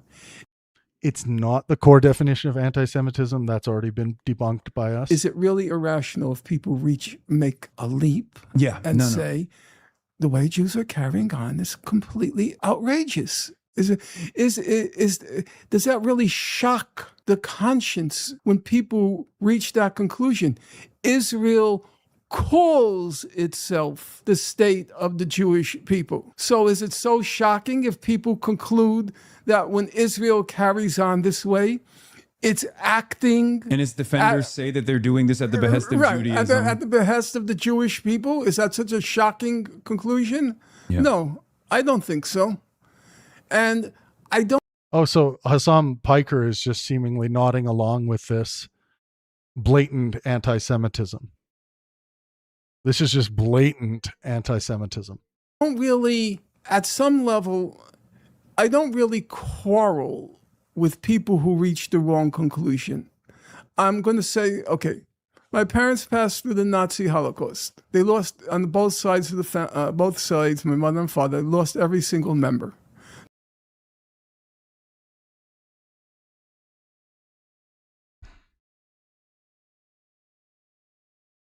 So Hasan is saying there wouldn't be billions of dollars invested in ensuring that young Jews in Europe are indoctrinated into this false understanding.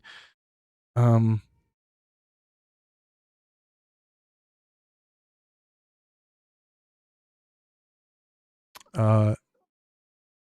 first, let's look at our enormous sums spent influencing young diaspora Jews' relationship to Israel. Yes, the factual core is well supported. Birthright Israel alone is an enormous educational project directed specifically at young Jews. Birthright says more than 900,000 young adults from roughly 70 countries have participated and openly describes its mission in terms of Jewish identity and connection to Israel. The financial scale is also substantial.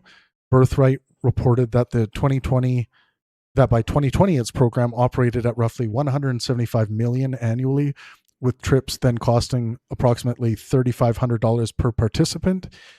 By 2025, Birthright said its trips cost about $5,000 per participant and announced a new $900 million fundraising campaign to support another 200,000 participants and long-term programming. The Adelson family alone had contributed more than $500 million historically. And Birthright is only one component. Mosaic United, a partnership involving the Israeli government and private Jewish philanthropy, reported in 2026 that approximately $350 million had been invested over the preceding decade in programs intended to strengthen Jewish identity and connection to Israel among young Jews worldwide, reaching nearly 300,000 young people. So the proposition, large amounts of money are deliberately spent trying to strengthen young diaspora Jews' attachment to Israel, is supported. And if Hasan's billions refers cumulatively to the broader multi-decade ecosystem of Birthright, Israel education programs, government programs, philanthropies, camps, campus organizations, and related initiatives, billions of dollars is entirely plausible and probably correct in order of magnitude. But he gives no defined denominator, organizations, countries, or time period. Therefore, we should not publish an exact billions figure as established without first constructing the cumulative spending data set. Do these programs accurately try to influence attitudes towards Israel? Yes. Is there evidence these programs actually alter attitudes? Yes. Brandy's research studying Birthright found that participation independently increased attachment to Israel relative to non-participants. After controlling for pre-existing differences, birthright participants were more likely to become closer to Israel, follow the Israel-Hamas war closely, express concerns for Israelis, say that they supported Israel. But does that equal, quote, indoctrination? This is what's not established. This is the major problem with Hasan's wording. Quote, education intended to foster attachment, end quote, indoctrination are not automatically synonymous. To establish indoctrination rigorously, we would want evidence that programs systematically do things such as teach politically contested propositions as unquestionable truths, materially suppress contrary evidence, exclude credible Palestinian perspectives, discourage critical examination, condition identity or belonging upon acceptance of political propositions, systematically misrepresent historical evidence. There is evidence raising concerns about balance. For example, in the Brandeis survey, about 1/3 of the birthright participants themselves said insufficient time was spent discussing the Israeli-Palestinian conflict. Critics have long argued that birthright inadequately presents Palestinian perspectives, while birthright says its program is educational rather than partisan. But that is not enough to establish young American Jews are being systematically indoctrinated. Ensuring is also too strong. The evidence actually demonstrates considerably heterogeneity among American Jews. Pew found major divisions by age, denomination, and political affiliation concerning Israel. Younger American Jews tend to be less attached to Israel than other Jews, and American Jews hold widely varying opinions about Israeli government and Palestinian issues.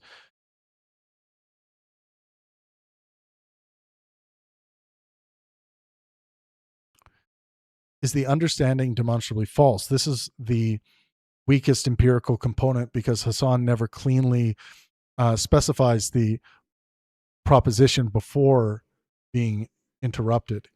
Immediately before the passage, he discusses ideas including Israel has to remain a Jewish state, Israel has demographic concerns. The first is primarily a normative political position, not something science can simply classify true or false. Whether Israel ought to retain a Jewish demographic majority depends on premises concerning national self-determination, equal citizenship, immigration, etc. So the correction here would be billions of dollars have plausibly been spent over decades on programs designed to strengthen diaspora Jewish identity and attachment to Israel. And research shows programs such as Birthright measurably increase participants' connection to Israel. Calling this indoctrination into a false understanding, however, goes beyond the evidence unless specific curricula and specific false propositions are identified and demonstrated. To their dying day, they hated every German. Every German. Okay? Did I like that? Not really. Did they ever quarrel with them about it? Never. Did they ever argue with them about that? Never. I understand. Is the inference here that people shouldn't argue with people like Norm Finkelstein's anti-Semitism? Because that seems like the inference he's getting at here. From their experience. I remember I once asked my mother the question. I was curious. I said, did you ever meet a German during the extermination who showed some sympathy? She thought very hard. And then she said, I remember once a German soldier, he had a look on his face of feeling a little guilty. She said, I remember one. So is it so shocking that she generalized from her experience and hated all Germans? I don't find that. So under that extreme example, Is it shocking that she would generalize her attitudes towards all Germans?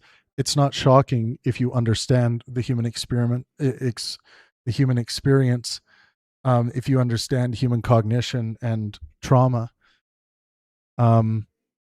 Just like how, like, there are people who have trauma related reactions if they, like, here's an example. If they have once been mugged and raped by someone who happened to be black, in an alleyway, when they were simply just walking, walking home from the club one night. They're kinds of and now as they move on in life, the fact that they have these reactions and general attributions to black males at night when they're walking alone at night, even though those black males have done nothing to her, we can understand what trauma can do to the mind. But that doesn't justify and say it's a good thing that the woman reacts that way to a black person, that just some random black dude walking down the street that has never done anything to them. There is a reason for it. And it's not even to say that this person can even control that, but we understand it. That doesn't mean that we would ethically justify that behavior and say that it's a good thing. We could ask the question, wouldn't it be better if Norm Finkelstein's mother actually understood that there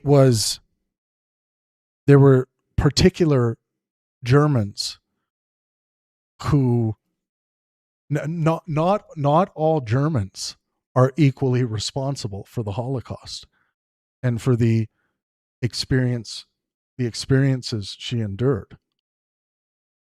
Yeah, that is a more righteous position. But are we going to chastise her and call her immoral or call her a bad person generally for believing this about all Germans or hating all Germans because of this? No. But these extreme trauma-related examples, I'm waiting to see how Finkelstein might try to draw this line to his particular lived example and why he is engaging in anti-Semitism. And as far as I can tell, Hasan has mentioned that he agrees with this kind of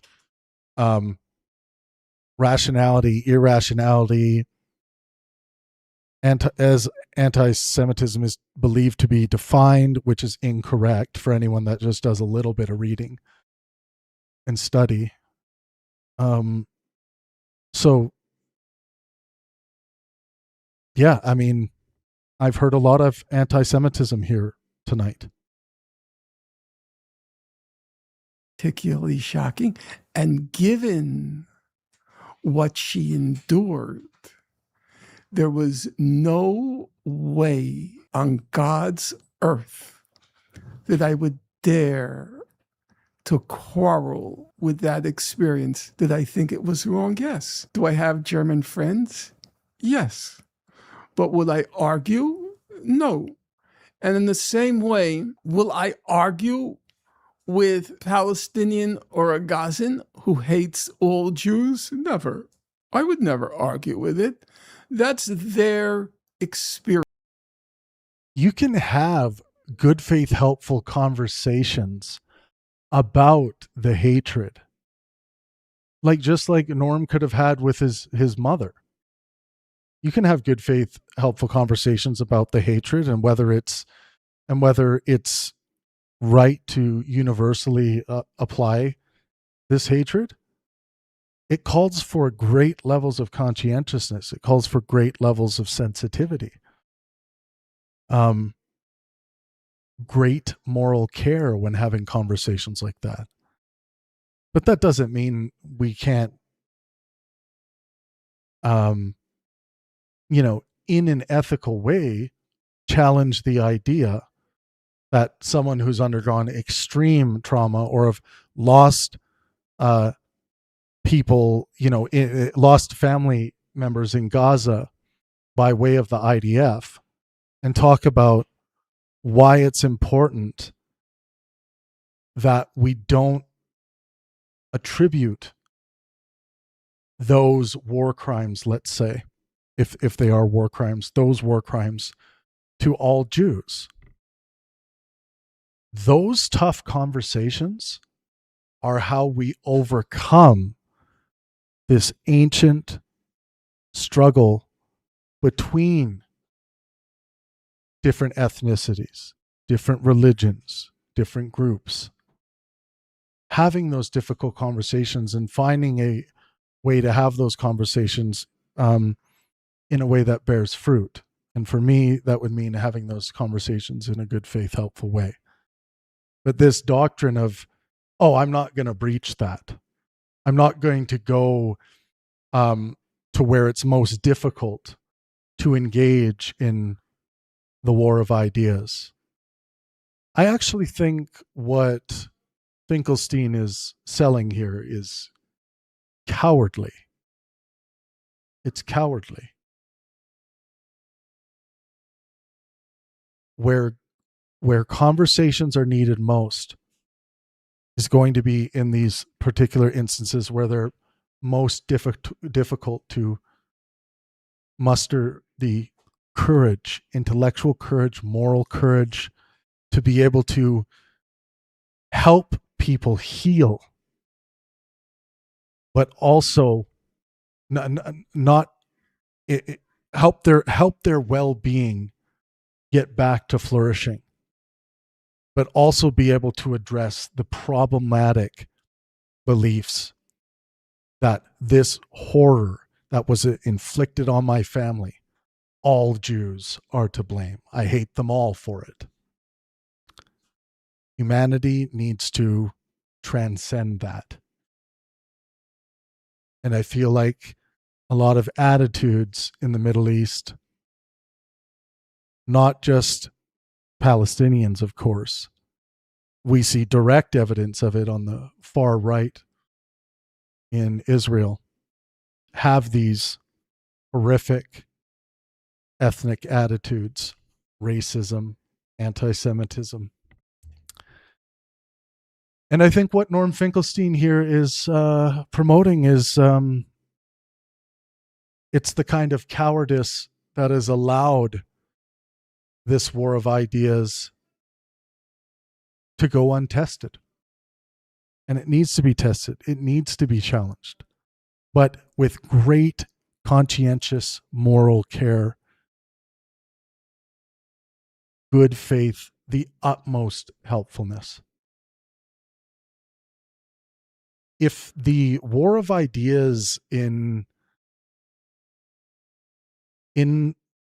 that I think is at the heart of this conflict, those kinds of things like the racial differences, the anti-Semitism, the racisms, if we don't overcome that, I don't think any solution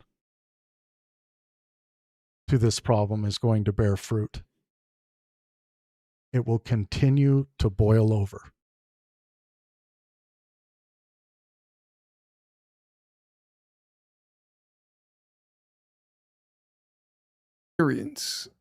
I will now not, which is totally out of character for me, I will not talk to an Israeli. You crossed the red line. You've gone too far. I've read too many human rights reports. You have targeted, T-A-R-G-E-T-E-D. You have targeted too many Gazan children. You have targeted too many. He wouldn't talk to an Israeli child. He wouldn't talk to, Israeli people who are, arguing against the level of destruction and lack of proportionality that they see. Like this, what Norm Finkelstein feels is virtuous is just purely the opposite direction we need to be moving.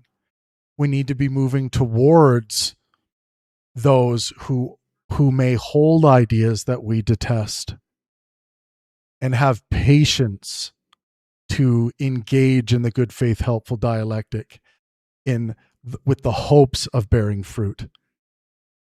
There's great cognitive scientific modeling and grounding about how approaching these conversations and why it's, if you really care for things to get better, you must approach these conversations, but approaching these conversations in a way that cause people to remain cognitively flexible as opposed to cognitively rigid. And what Norm Finkelstein is promoting here is cognitive rigidity, behaviors that will lead to mass cognitive rigidity. Do not follow his example. Move in the opposite direction. Seek to have good faith, helpful conversations that you bring your ultimate patience for the ideas that you may detest in those conversations, and try to maintain an air in those conversations that allows everyone to remain cognitively flexible and not fall into cognitive rigidity. That is the courageous thing to do. The opposite of what Norm Finkelstein is promoting here. In their head, you have targeted too many in their chest. You have targeted too many toddlers. Now you say, well, that's generalizing. That's not every Israeli. Well, it's not really, is it not? Yeah, it's not every Israeli. Of course it's not. A 5-year-old can figure that one out, Norm.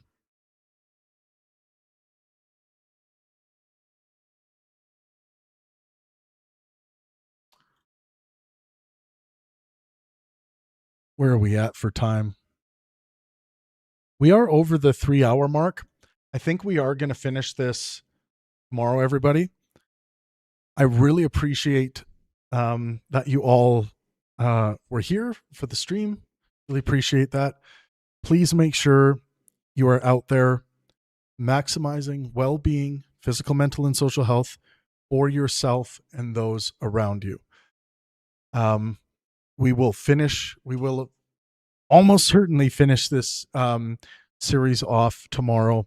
Then we will have a great data set to put together a report for this particular video. And then we will move on to whatever is next for our projects. But I really appreciate you guys supporting the stream. I wish this kind of deep fact checking and analysis was more popular, but we're not in that world today. But there are amazing contemporary tools that are allowing us to do this in a hyper accurate way, a way that attempts to eliminate